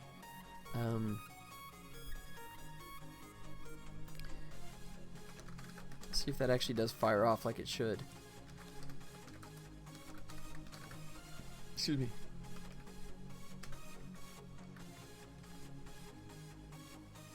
This should work. Should come up and say double jumping. Nope, it didn't. So why did it not register double jump? Okay.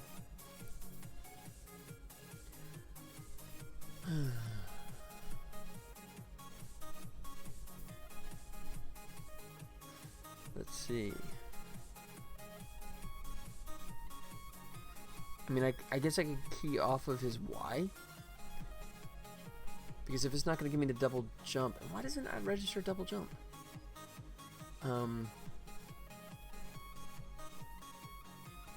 That sucks. Because obviously hitting the spacebar to jump again, if the status is already jump, it's not going to register. So, I mean, I could do something where it just kind of like jumps up. Let's see.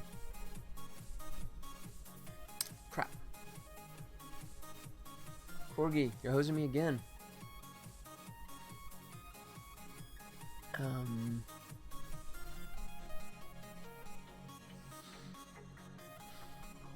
How do I capture the fact that it's doing a second jump when it doesn't signify double jump?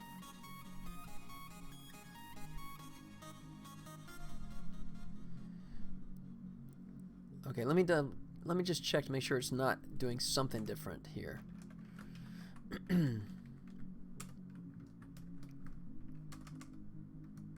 So let's go debug log current anim,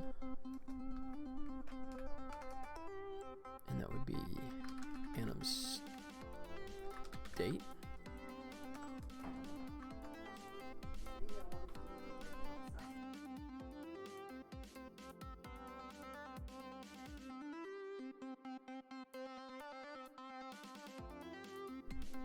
Alright, sorry about that. Okay, so anim state, am I actually gonna get, let's see. Yeah, that should come up okay. And go new state.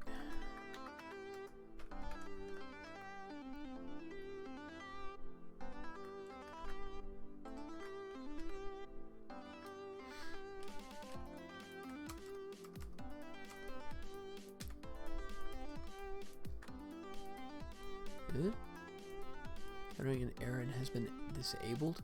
Okay. Okay.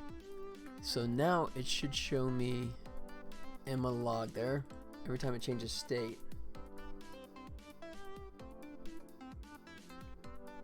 All right.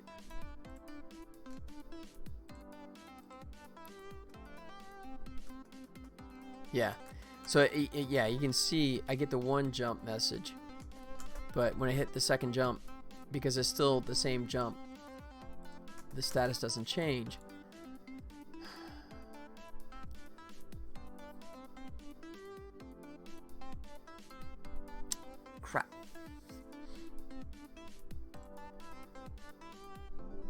I can't feed off of the button press since that's all tied up in Corgi's little mystery scripts. So I don't know how to even extract the fact that he's doing a double jump because Corgi hates me. Let's see.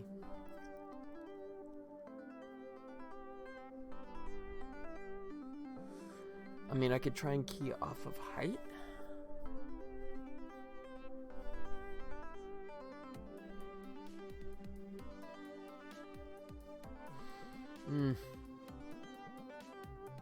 No.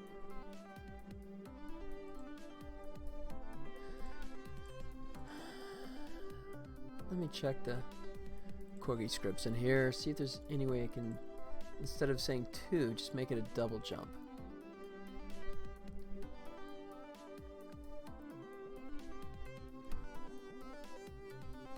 Character jump. Permitted. Jump. Reset. So it has like a double jump value, but I don't know when the heck the double jump actually gets activated because there's nothing in here, right?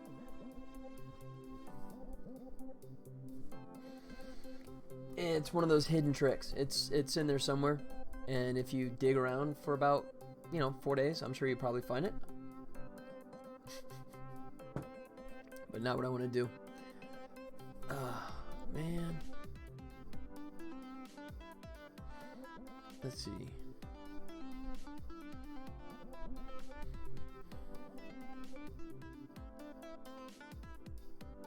I mean, I guess I could do a jumping check.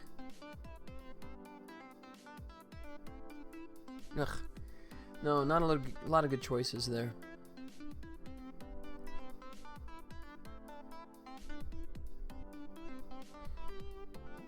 I could just do it where it goes up.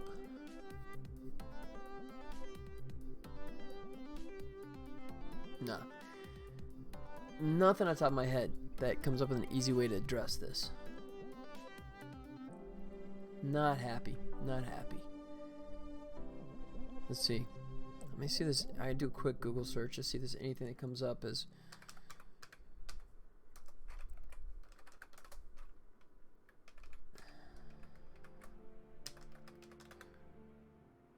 double jump.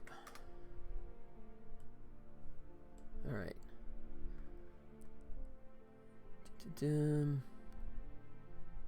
No.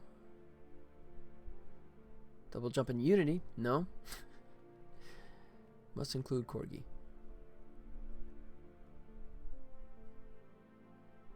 No, no, no. That's basically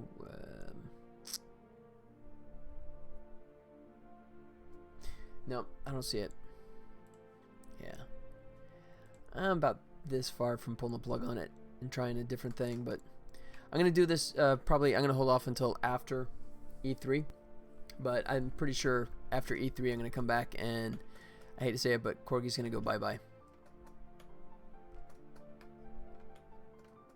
Oh, wow. Okay, that's really bad. It's flipping the animation based on the sprite, so he's jumping the wrong way. On top of that, that's doubly stupid. I guess I can get his sprite value and figure that out and do the right animation, but that's just still kind of crappy. Okay.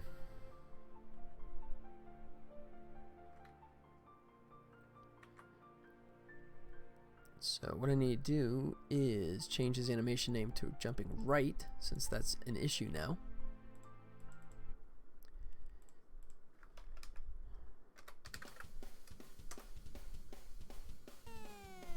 Okay, so jumping right, and I probably need to change this from jumping to jumping right.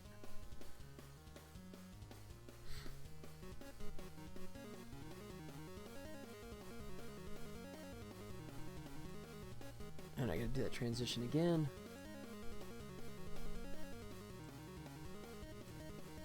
Ugh.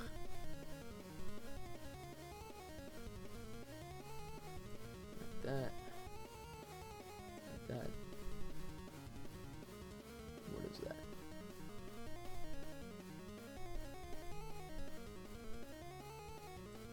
Yep, that's good enough. Okay, so there's jumping right. And let me make sure that's going to be behaving.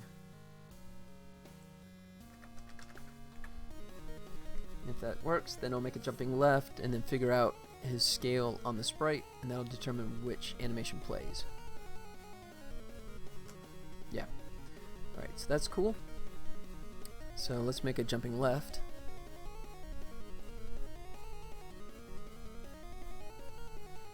Now, are you gonna let me just clone this? Or let's try it. Ah. Duplicate. But then it's read only, or maybe it's not. I don't. Nope, it won't. Really don't like doing animation in Unity. Alright, we'll do it this way. We'll just grab all these frames, copy, and let's go. Ugh.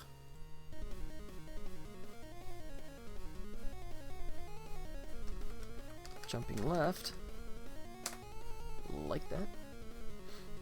Alright, and then hopefully paste. Good. And then just reverse the rotation on all these guys. See what we can do by curve. Z is all I care about. Ugh. Be so nice just to see that one curve right now. Nope. Alright. I'll just do it by dope sheet. Just reverse it.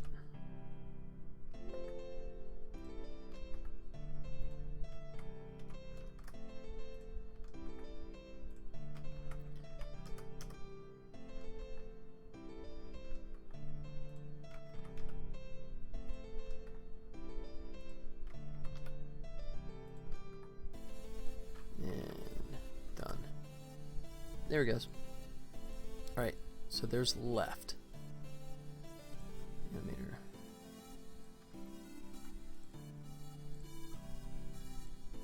Make him go back to idle. Clean up the transition here.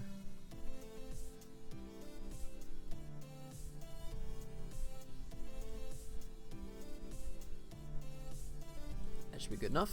Okay. So now we just look at his scale, and that'll determine if we play the right or left. Oh shoot, do we even have it? Let's see. Character script. I can never get to figure out those. Always leave that to my coder.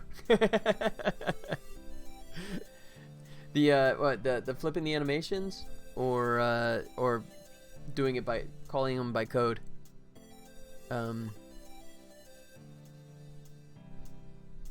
Okay, so I don't actually have the. Wait, it's attached to that one, so I don't have the sprite. No, I don't. Okay, I gotta fix that right now. The code part and animator. Yeah, well, it's mainly just me banging my head against the wall for the better part of a decade now. Let's see. Just do a game object.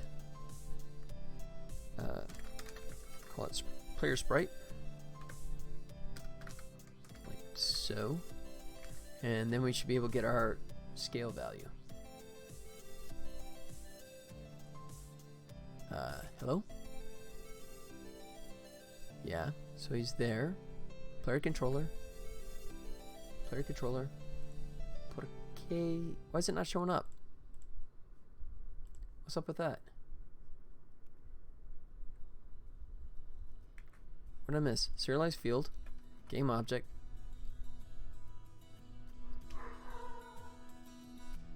What, you're gonna make me make it? It should be anim, should be above it. Why did that not actually appear? Oh, I got an error? That's why. Ah. Yep. Because I didn't have my console up, I didn't realize I had an error. No.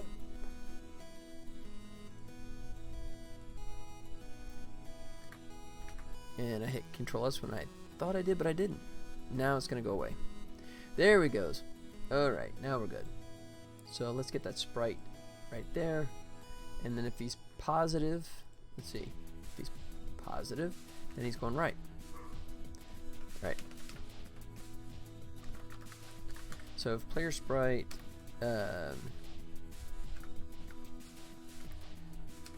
local scale, nope. Local scale X is greater than 0, then he's obviously jumping to the right. Otherwise,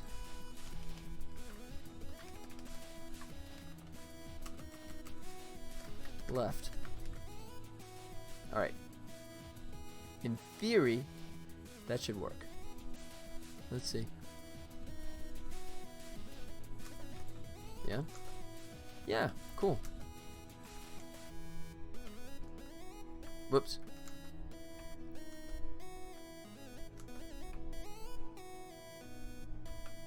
Alright. So then he hits. So what happens?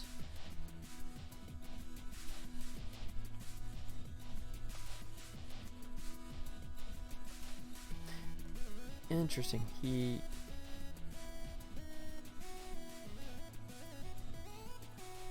So it doesn't register a different state when he actually hits the wall.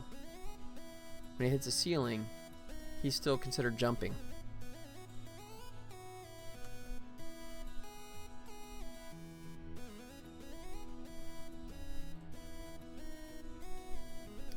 I mean, I could do a check when I do like a collision check, and I say if jumping, then play an animation where he goes woo, right, and gets distorted or something, but that kind of sucks that it doesn't actually tell me that.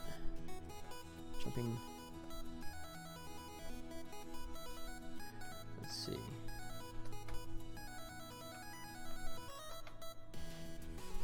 Okay, so walk along there for a second, then I went in a false state.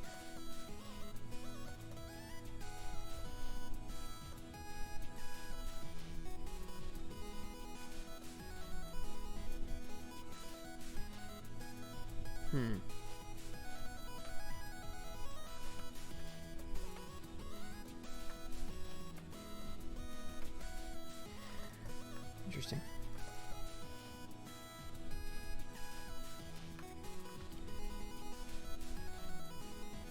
Alright, so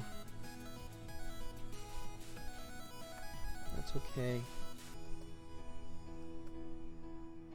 Alright, what I need to figure out is when it's actually hitting that idle state.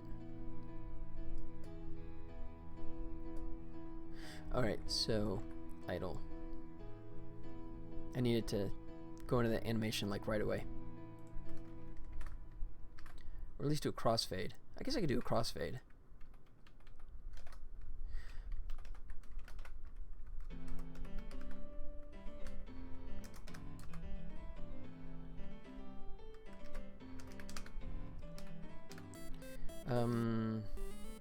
What?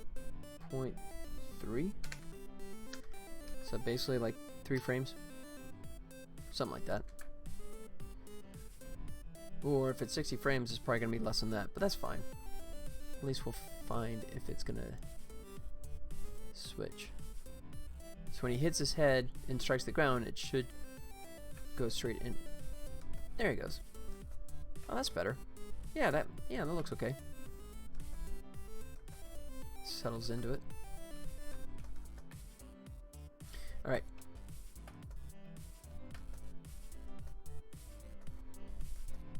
Yeah, so I guess I'm going to have to determine by code if he hits his head on the ceiling and introduce the proper animation, because there's nothing in the Corgi scripts that's telling me that. It's not giving me that info. It's hitting it.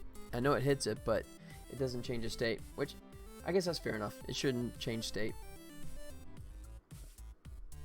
I don't know, or should it? I don't know. If it hits, I guess technically it's still jumping, but it seems like it should switch to falling. Okay, and then we can do wall clean, which is just going to be like kind of subtle rocking motion, like he's, you know, The wind's kind of blowing on him, but he's still hanging on. So let's do that.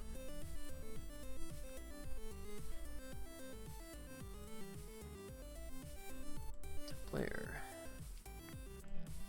Animation. Select him. Like so. Let's go. I guess call it wall clean right. Save.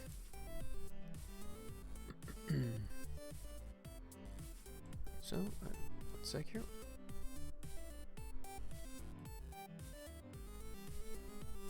Yep. Cool. Alright. So, really, we're not gonna like add a keyframe there for me? Oh, because I'm not in edit mode. That would do it. There it is. Now he's happy. Let's see. Probably just do it by... I guess I could do like a little bit of translation as well.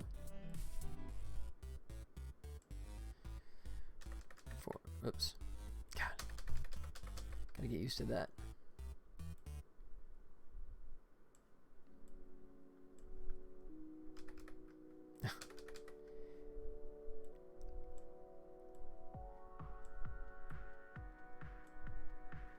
All right.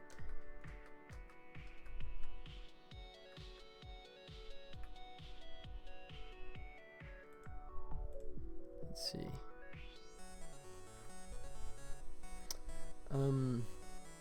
Actually, I think I'll go down before I go up there. So, grab those guys. Yeah, this is definitely not like animating in Maya.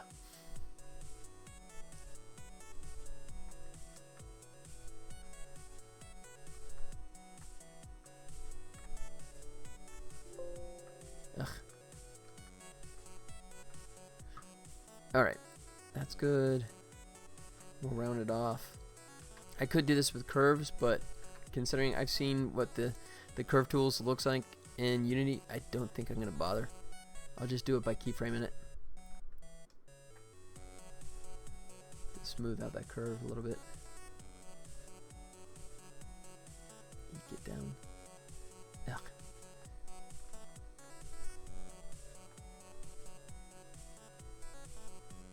Alright.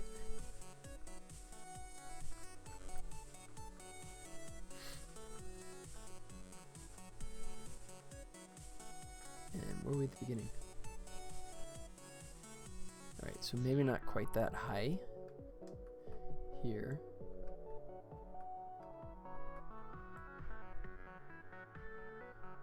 $13.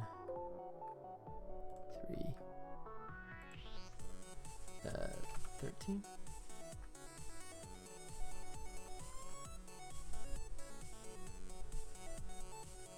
Ooh, alright. Translation's going a little nutty there.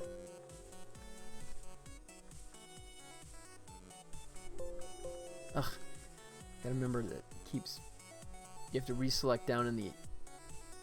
down here to actually transition to a different frame. It's kind of awkward.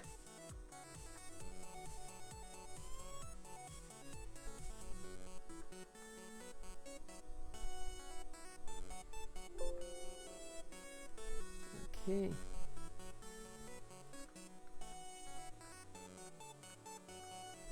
Yeah. So...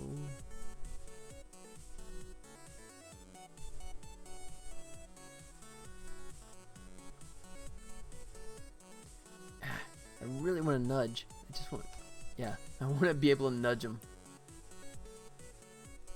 That's not too bad. Okay. Oh, it's not that far off. So, if I just take this...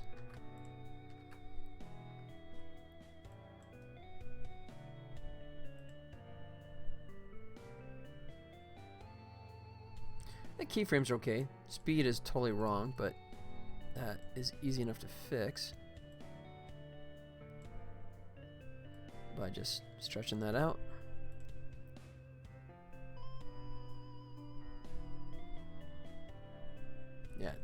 Okay, that rotation's way too much now.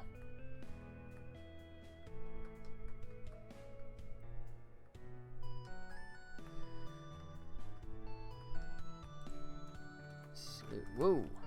Try 16. 15.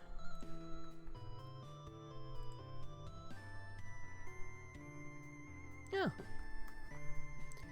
I mean, yeah, I'm going to revise this. I mean, this is definitely not going to be like my finished animation. I'm going to redo this in Maya for sure, but at least just to try and get a sense of some motion for the character until I get the proper character put in place. It'll make do.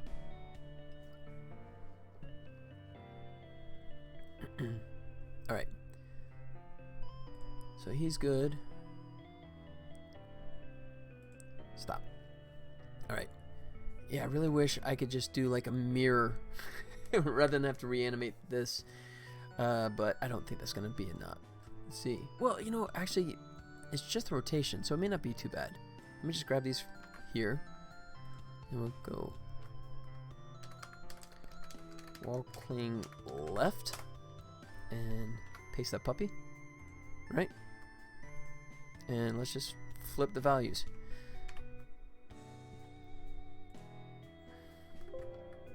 Oh, jerk. Why? Oh, there it goes. That's weird. So the keyframe adjuster, it does double duty, I guess. If you have everything selected, then it does like a weird thing. It creates a new key. And if you go to a new frame like this, it doesn't actually update the values until you select away.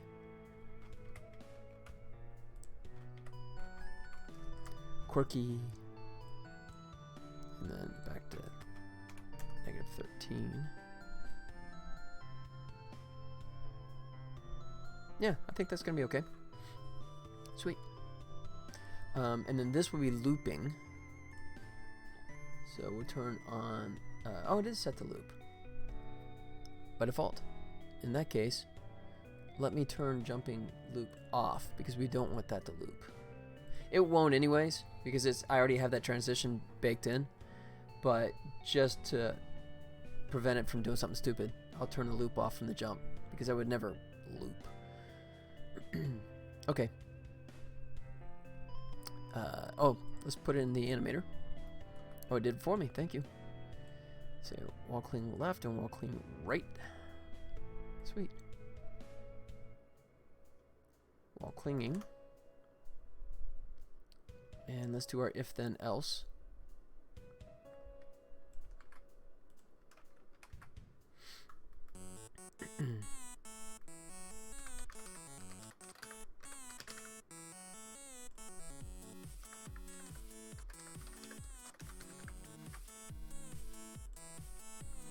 Like that. Alright. That might work. Ooh. Alright. So it's good, but I definitely need to do a crossfade to it because you saw it just snapped, right? That's not good. Alright. So let's just do this as a crossfade.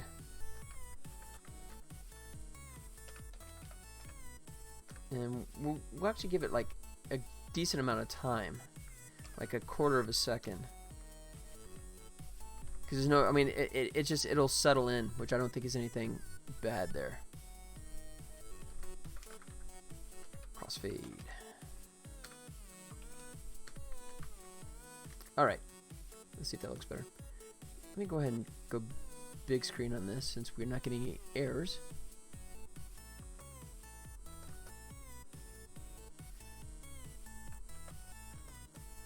That's still... I guess... Okay. I understand why it's doing that. Ooh, that one was a pop. Whoa. Alright, so that's working okay. I think it also has to do with where it is in the jump cycle.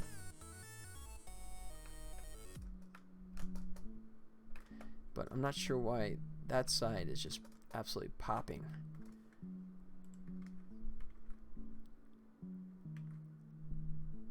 Crossfade, yeah. Huh. I don't know why that just pops into it instead of like dissolving. That's weird. Alright,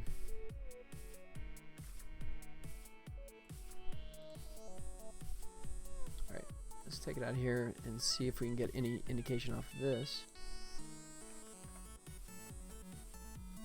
Oh, helps if we select a player. Oh, wow. Oh, it's not doing it at all. Can you see that? Wow, okay. Oh, did I misspell something? No. Yeah, if you have a typo, it'll just ignore you. There it was. Nope.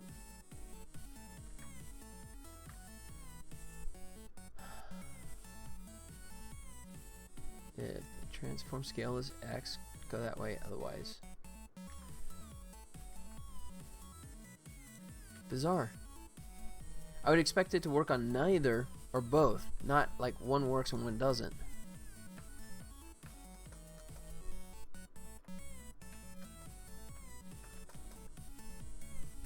No, it's fine. Okay. I guess I did have a typo in there and I just did not pick up on it. C-L-I-N-G. Huh?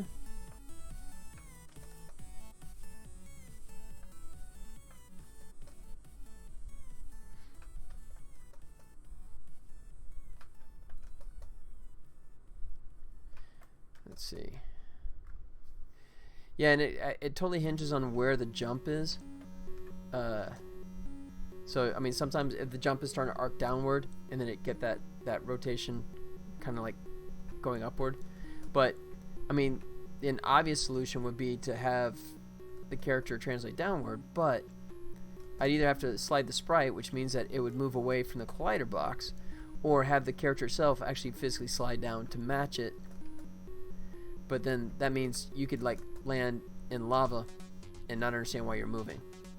So I guess there's not really a decent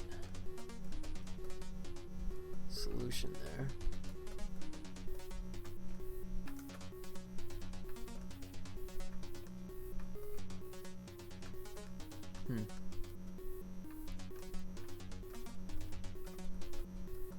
Yeah, okay, and like in this situation, I think because I'm doing a wall cling right here, right? If I jump, new state, wall jumping. Oh, there is a state there. Awesome. I was assuming that it was gonna get stuck, but no, there is an actual state there. Okay, Corgi gets a bonus point for that one. That's cool. I like that. So,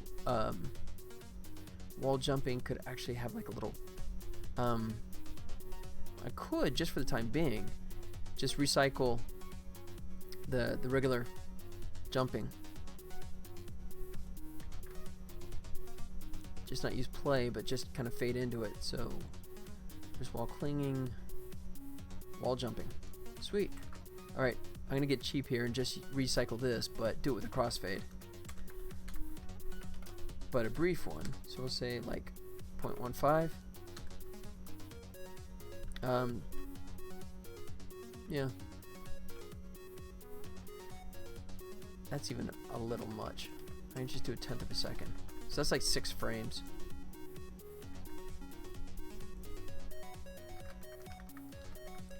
Crossfade.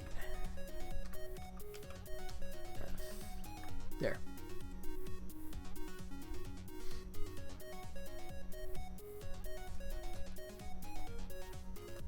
Yeah, that's kind of cool. It's a little life there.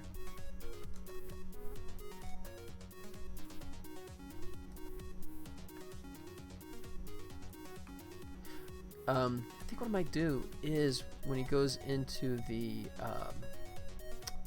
wall cling, slow this down. I'm just gonna let this linger even longer. See if that helps it. And if that is the case, that might be a situation where the pop could come from the fact that if it's doing a crossfade and the originating animation runs out of frames, I think it kind of pops. So I may have to put that loop on the jump, even though I don't want it. That's kind of cool.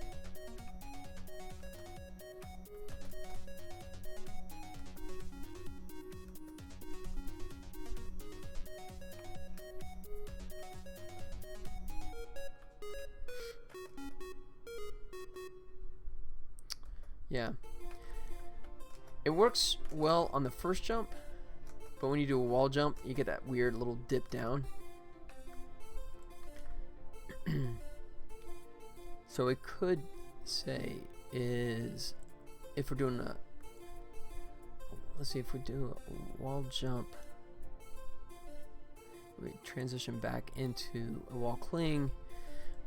We'll say if the last state was a wall jump, then we can make it go faster, right?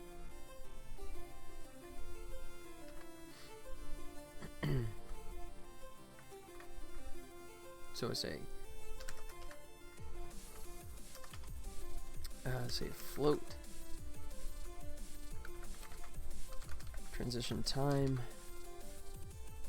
is equal to 0. Say if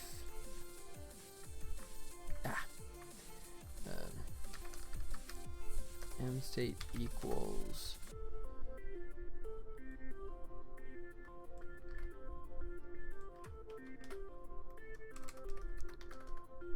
wall jumping,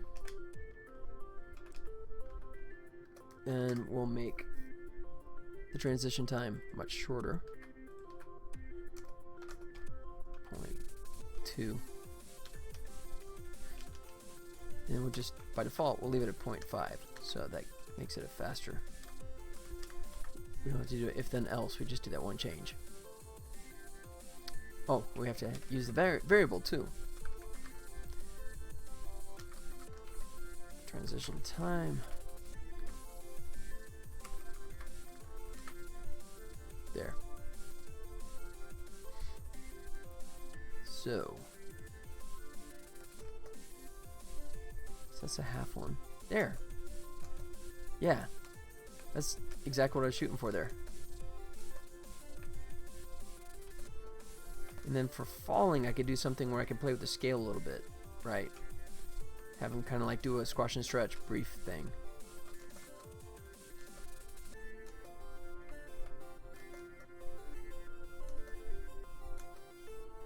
Yeah, it's kind of cool.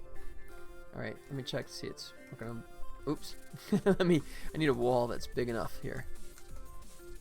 Yeah.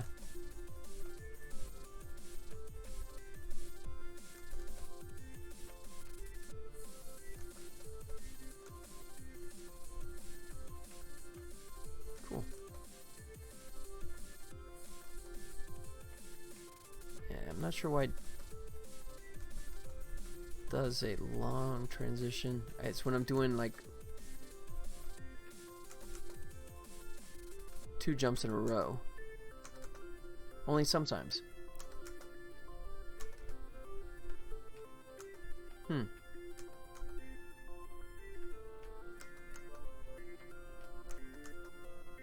Yeah.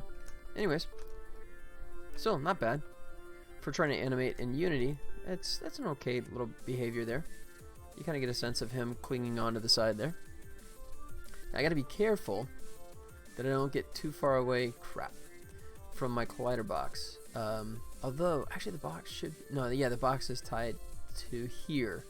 So if I let this guy drift too far away,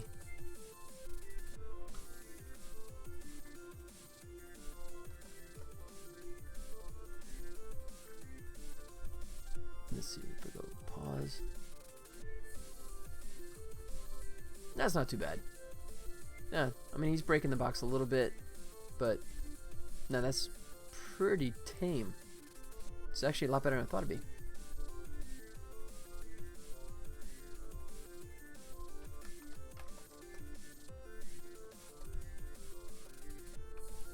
Alright. Now I'm not liking that one. That's feeling kind of long. So let me tighten that one up a little bit.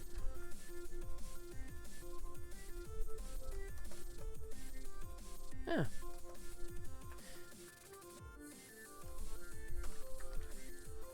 0.3 of a second. And I think it also hinges on where it is in the loop too, right? Yeah. That looked good there.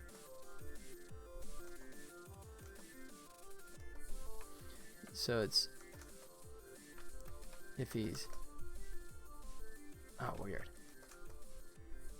Yeah, so it completely hinges on how far his rotation is downward. I mean, I guess that's something else I could also check is his rotation and let that be the deciding factor on how long the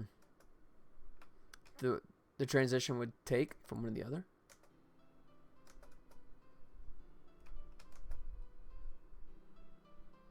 Yeah, like that was just forever. That was like slow motion there. Yeah.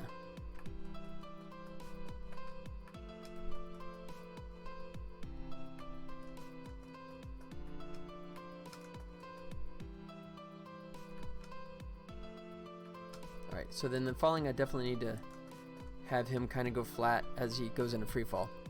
So, let me do that. Alright, let me duck out for a quick restroom break. I'll come back and I'll add the falling animation, and then I'll probably call it a day. Probably be right around 6 at that point. So, hang tight, guys. I'll be right back.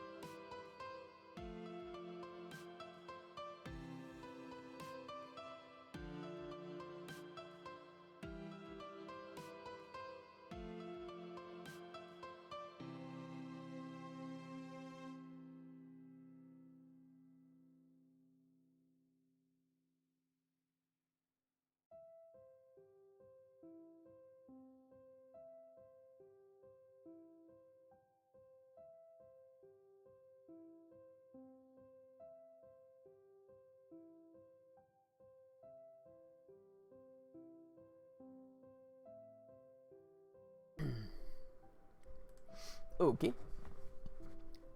Okay, so let's get the falling. So that one I think it'd be kind of fun if I can cheat in a little squash and stretch in there. Might be a little ambitious, but we'll see. Alright, so let's grab him again.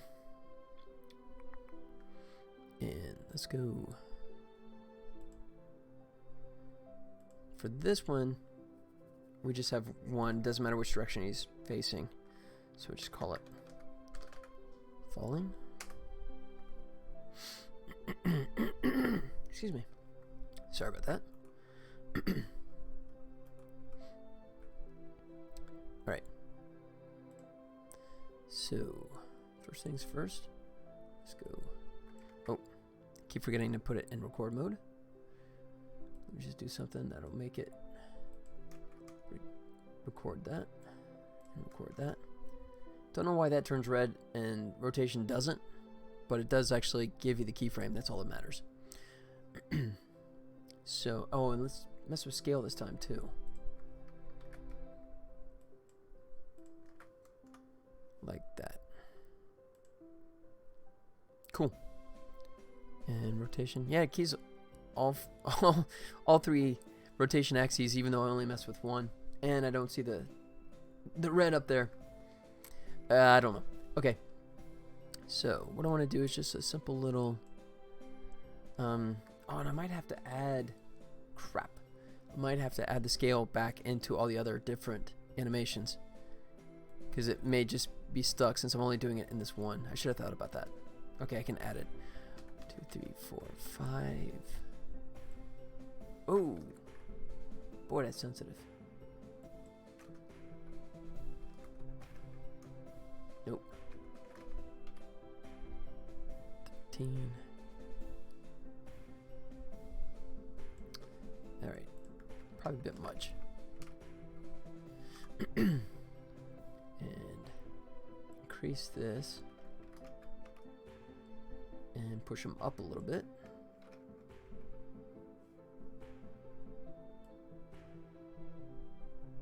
Yeah. Go.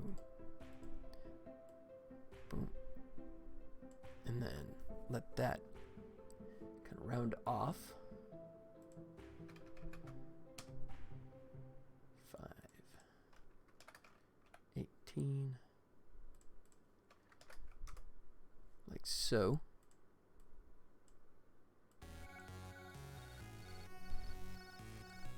Alright, let me grab that one and just throw them way down here, like 1 full second.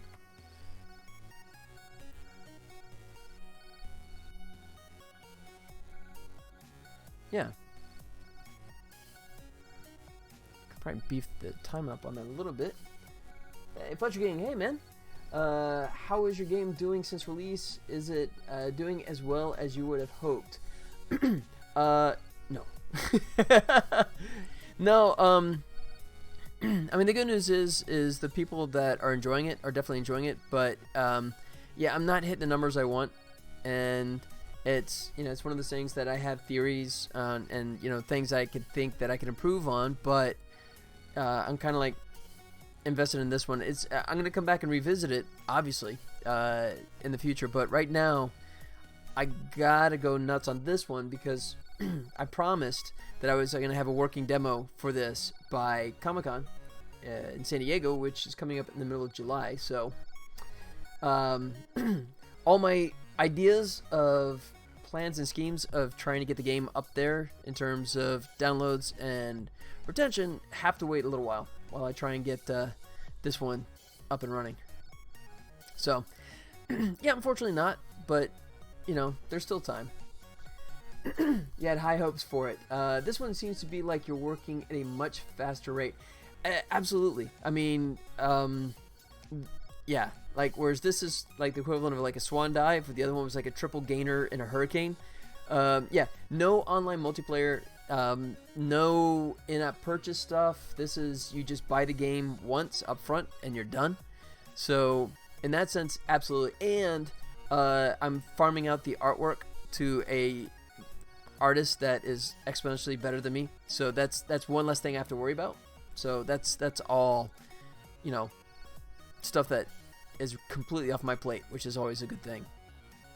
But quick and simple. Yeah, exactly. I mean, the goal is, ideally, if everything falls into place, I would love to have this thing like almost ready for prime time by end of the year, right?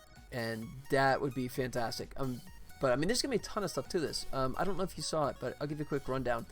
So, sort of like in the vein of like Super Meat Boy, Spelunky, Downwell, but not quite as intense in terms of the action. But so your character is sort of stuck, and the character is still a placeholder, by the way. The tiles are final art, but oh, I didn't change directions. What's up with that? Crap, that broke. Well, crap, I just broke Corgi again. He won't face left now. What happened there? Okay. Crap. Oh, because the animation. Because I messed with scale.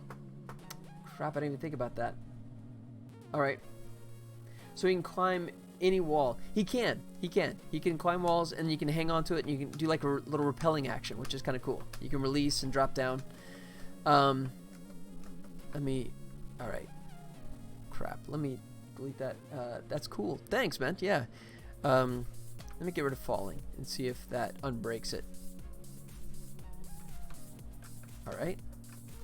Good. Alright, so yeah, that's my theory is right, because I introduced a Y scaling trick, and that breaks Corgi. So I have to think about that. Okay. And there'll be like enemies. This one is just placeholder, but you get the idea. They pop up and attack you.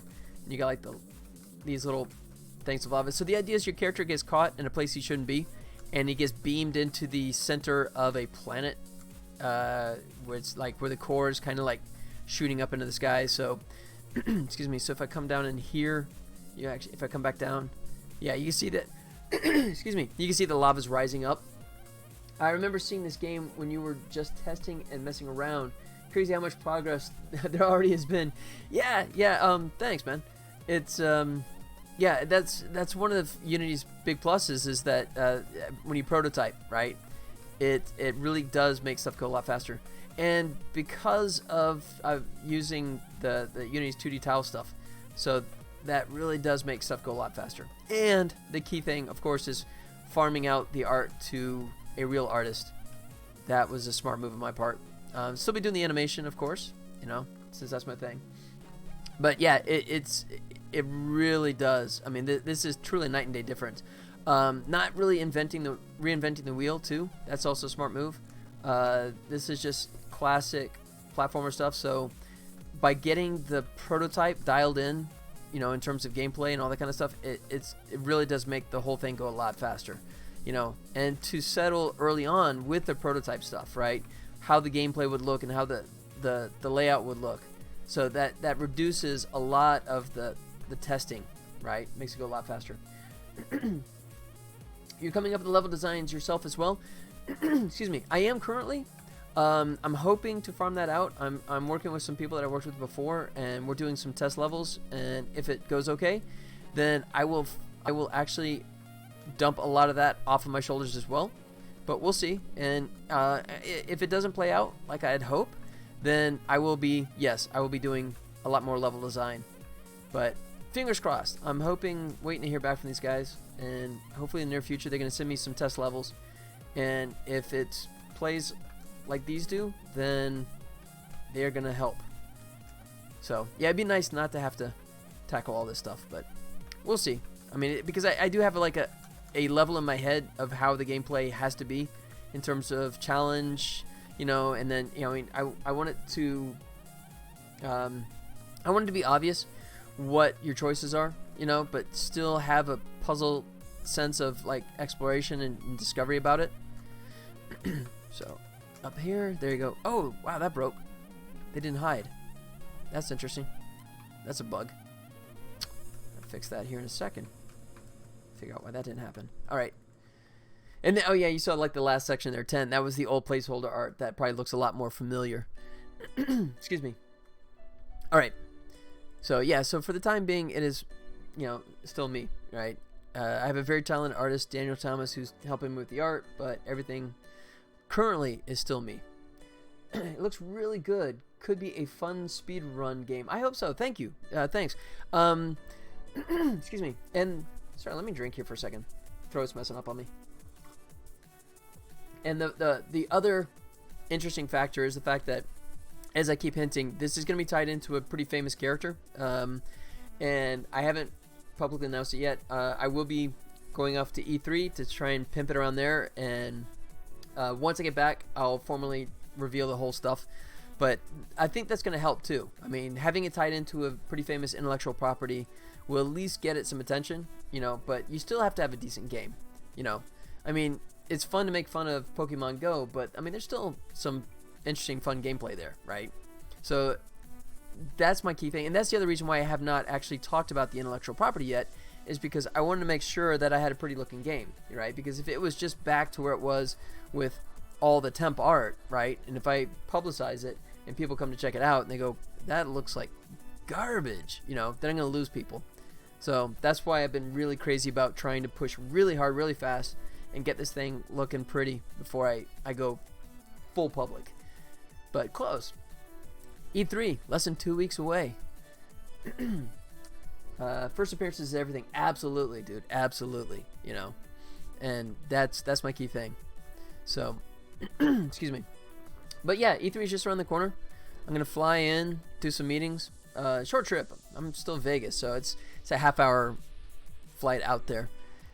Meet some people, try and see if I can garner some interest, and hopefully so. I mean, once I, you know, if I show the game, they could look at it and kind of go, that looks cool. But then once I tell about the IP, hopefully they're gonna perk up and go, oh, interesting. All right, now I'm really interested. So I would love to have some early interest in the game. That's why all those new crappy survival games don't do well, because they rush development and then release it in beta, and it dies before they can even finish the game.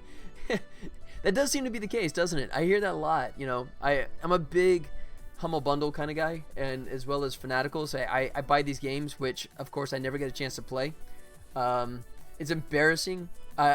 This is a funny story. So I was with a group of friends last weekend, and we were talking about how many. Yeah, very good point. But I get these games in bundles, and I go look at the reviews, and they'll talk about that. They'll say, you know, it's a good start, right? But it looks like the developers already abandoned it, right? So I mean, that's really sad. But I mean, I also understand, you know, that, I mean, it's a tough one. I guess you have the money people, right? At a certain point, they just say, you know what, it goes out the door, but it's not ready. Doesn't matter. We'll let them fix it for us, right? And we'll fix it in post, as they say, you know. And then they don't, right? And then people play it, they get turned off, they walk away, and you know, obviously the game falls off. And then at that point, then it sort of becomes the, you know, the classic spiraling cycle where it just, you know, yeah, people aren't going to come back, and if they don't come back, there's no money, then they're not going to finish the game.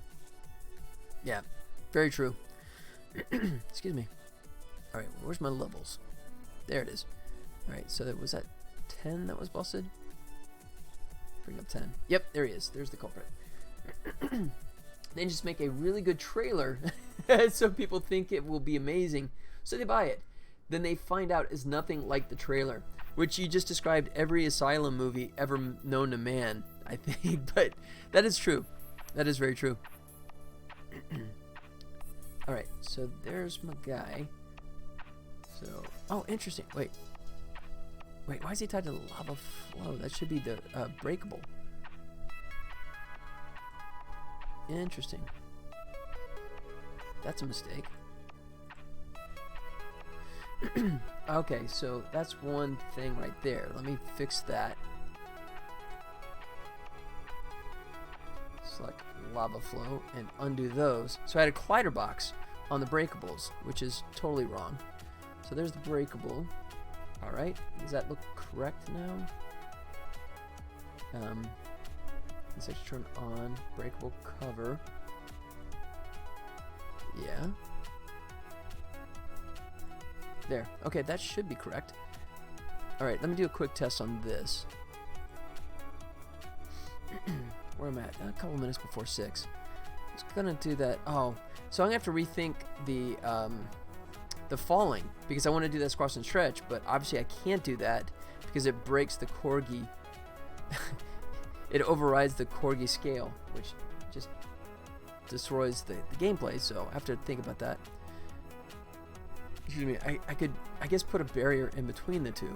Kind of sucks to have to do that, but let me think. Excuse me. Okay, so where's my game controller? Level prefabs. There we go. All right, let me drop 10 right here at the top, so I don't have to go through all 10 levels again to test this.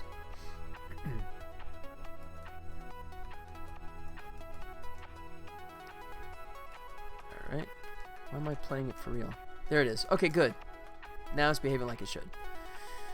Done and done. Let me switch it back to 1. Drop him in place. He's good.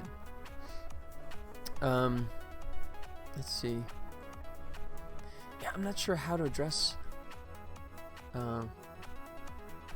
Crap. So I can't scale it. Oh, no, I can. Okay, wait. Maybe I can do it if it's based on... But I don't know if it's one of the things. If the animation plays once and it has a scale animation, then it completely breaks Corgi's ability to flip the character. That kind of suck. Alright, let me try it again. Let's see. Where's my animations? So player... Falling. You know what? Let me call it falling right.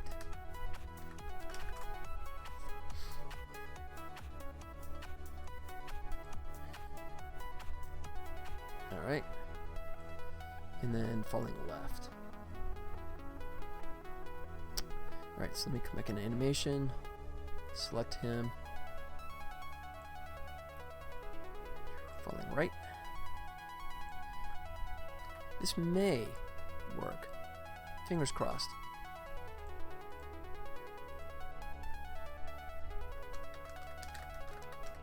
Falling left. Put it in record mode, paste, and then just flip the scale on all these guys. Wait. Oh, there it goes.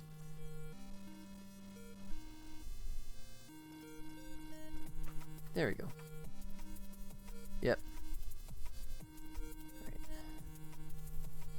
This could work. I'm not sure if this addresses it or if it's still going to be broken. I don't know. I say 50-50 best. I got a bad feeling that this is still not going to address the... Once you do a scale change, I think it breaks Corgi.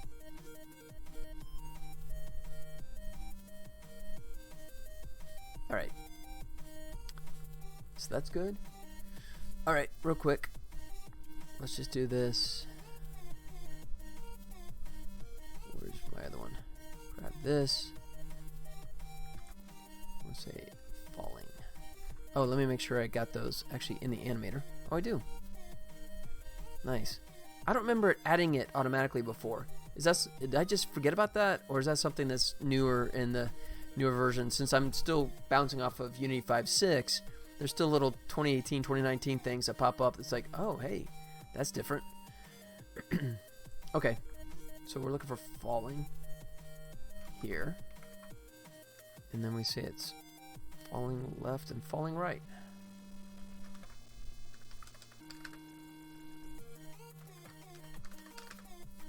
Falling left, falling right. Done. Alright. Good. Alright, let's see what happens here. I don't know. Yeah, it is broken already. Crap. So Corgi, basically, if you want to mess with the... Oh, that's too bad, because it kind of looks cool when it does it. Look at that. Yeah, that's actually really cool, but right now I can't do it because it breaks Corgi. When I move left, it doesn't turn the guy left. Oh, that sucks. So if I go back to idle, so let's see, where's idle? Wall jumping must be at the top. Idle. We'll say if equals falling,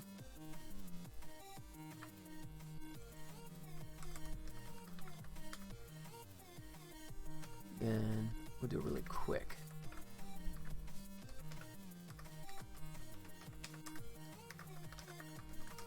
Now let's do it for 0.3 of a second. Try that. Johnny Ray, I'm going to call it a night over here. Thanks for streaming. Hey, Johnny Ray, man, I'm about to wrap it up myself here in just a couple minutes. So thanks for hanging out, man. And definitely thanks for the tip. Man, that's just too cool. I love that. That's going to save me so much work. Oh, there you go. Look at that. There's a nice little squash and stretch there. He lands and goes boom, back into space. Look at that. Cool. Nice. Anytime. Great work. See you around. Thanks, man. Yeah, so I really like that. I really like the Funk. But I just got to figure out how to make it work with Corgi, since I lose the ability. I might have to manually try and figure out and do the flipping myself, I guess. I'm digging that squash. Well, see, now this is, I gotta say, animation is my area, right? So this is, where the art stuff I'm okay at, and the coding stuff I'm marginal at, So once I start getting the animation stuff, I start feeling a little more comfortable, And this is just Unity land, right? When I bust out the old Maya, that's when things are gonna get a lot more fun. But yeah, that's not bad for transition just in Maya. That's actually kind of cool. All right, so if I can find a way to... Well, that's interesting. Sometimes it doesn't register. Huh. It's damn smooth. Thanks, man. Appreciate it. Yeah, they came out okay. Now I just got to figure out how to get Corgi to actually flip him again. Ah, crap. Oh, I'll figure something out. I mean, worst case is... I don't know. I figure out I keep track of the input direction and then flip them on those, but not ideal, but not bad. It's a good start. Maybe there's some workaround. I mean, worst case is I could do a parent object above it and actually do the scaling on that. Excuse me. But that's just going to get kind of awkward. I'd really like to keep all the animation on the character itself and not have to break it out just because Corgi doesn't want to play well with scale motion. That's kind of annoying. We'll see. But I think that's going to be it, guys. I'm right there at the 6 o'clock mark, and my dogs are hungry. So better feed them before one of them eats the other one. But yeah, guys, thanks so much for hanging out with me. I do appreciate it. I hope you guys can come back Friday. I will be doing this again, same time, which is 3 o'clock Pacific Standard Time is when I'm starting, going to around 6 o'clock. And yeah, that's pretty much it. I'm not sure what I'll be working on next Friday. I guess it depends on how much I get done tomorrow, but should be some fun stuff. If you want to hang out with me, excuse me, and give me a shout out outside of the streaming, definitely check out my Discord. It's there in the that way. It's there in the corner, but it's also listed down below in the on the Twitch page there. I'm pretty much always accessible there on my Discord channel, so join me on my server. Otherwise, come back on Friday and come out and hang out again some more and offer some more thoughts, and hopefully make some more progress. It's filling in pretty nicely right now, mainly because my artist Daniel, he's done some great work for me. But that'll do it for today, guys. Thank you again. Thanks so much, and thanks for the new follows, guys. I appreciate that as well. Very cool. Hopefully you guys can make it back on Friday. If not, hopefully soon after that. In the meantime, you guys take care of yourselves, and I will see you guys soon. Adios.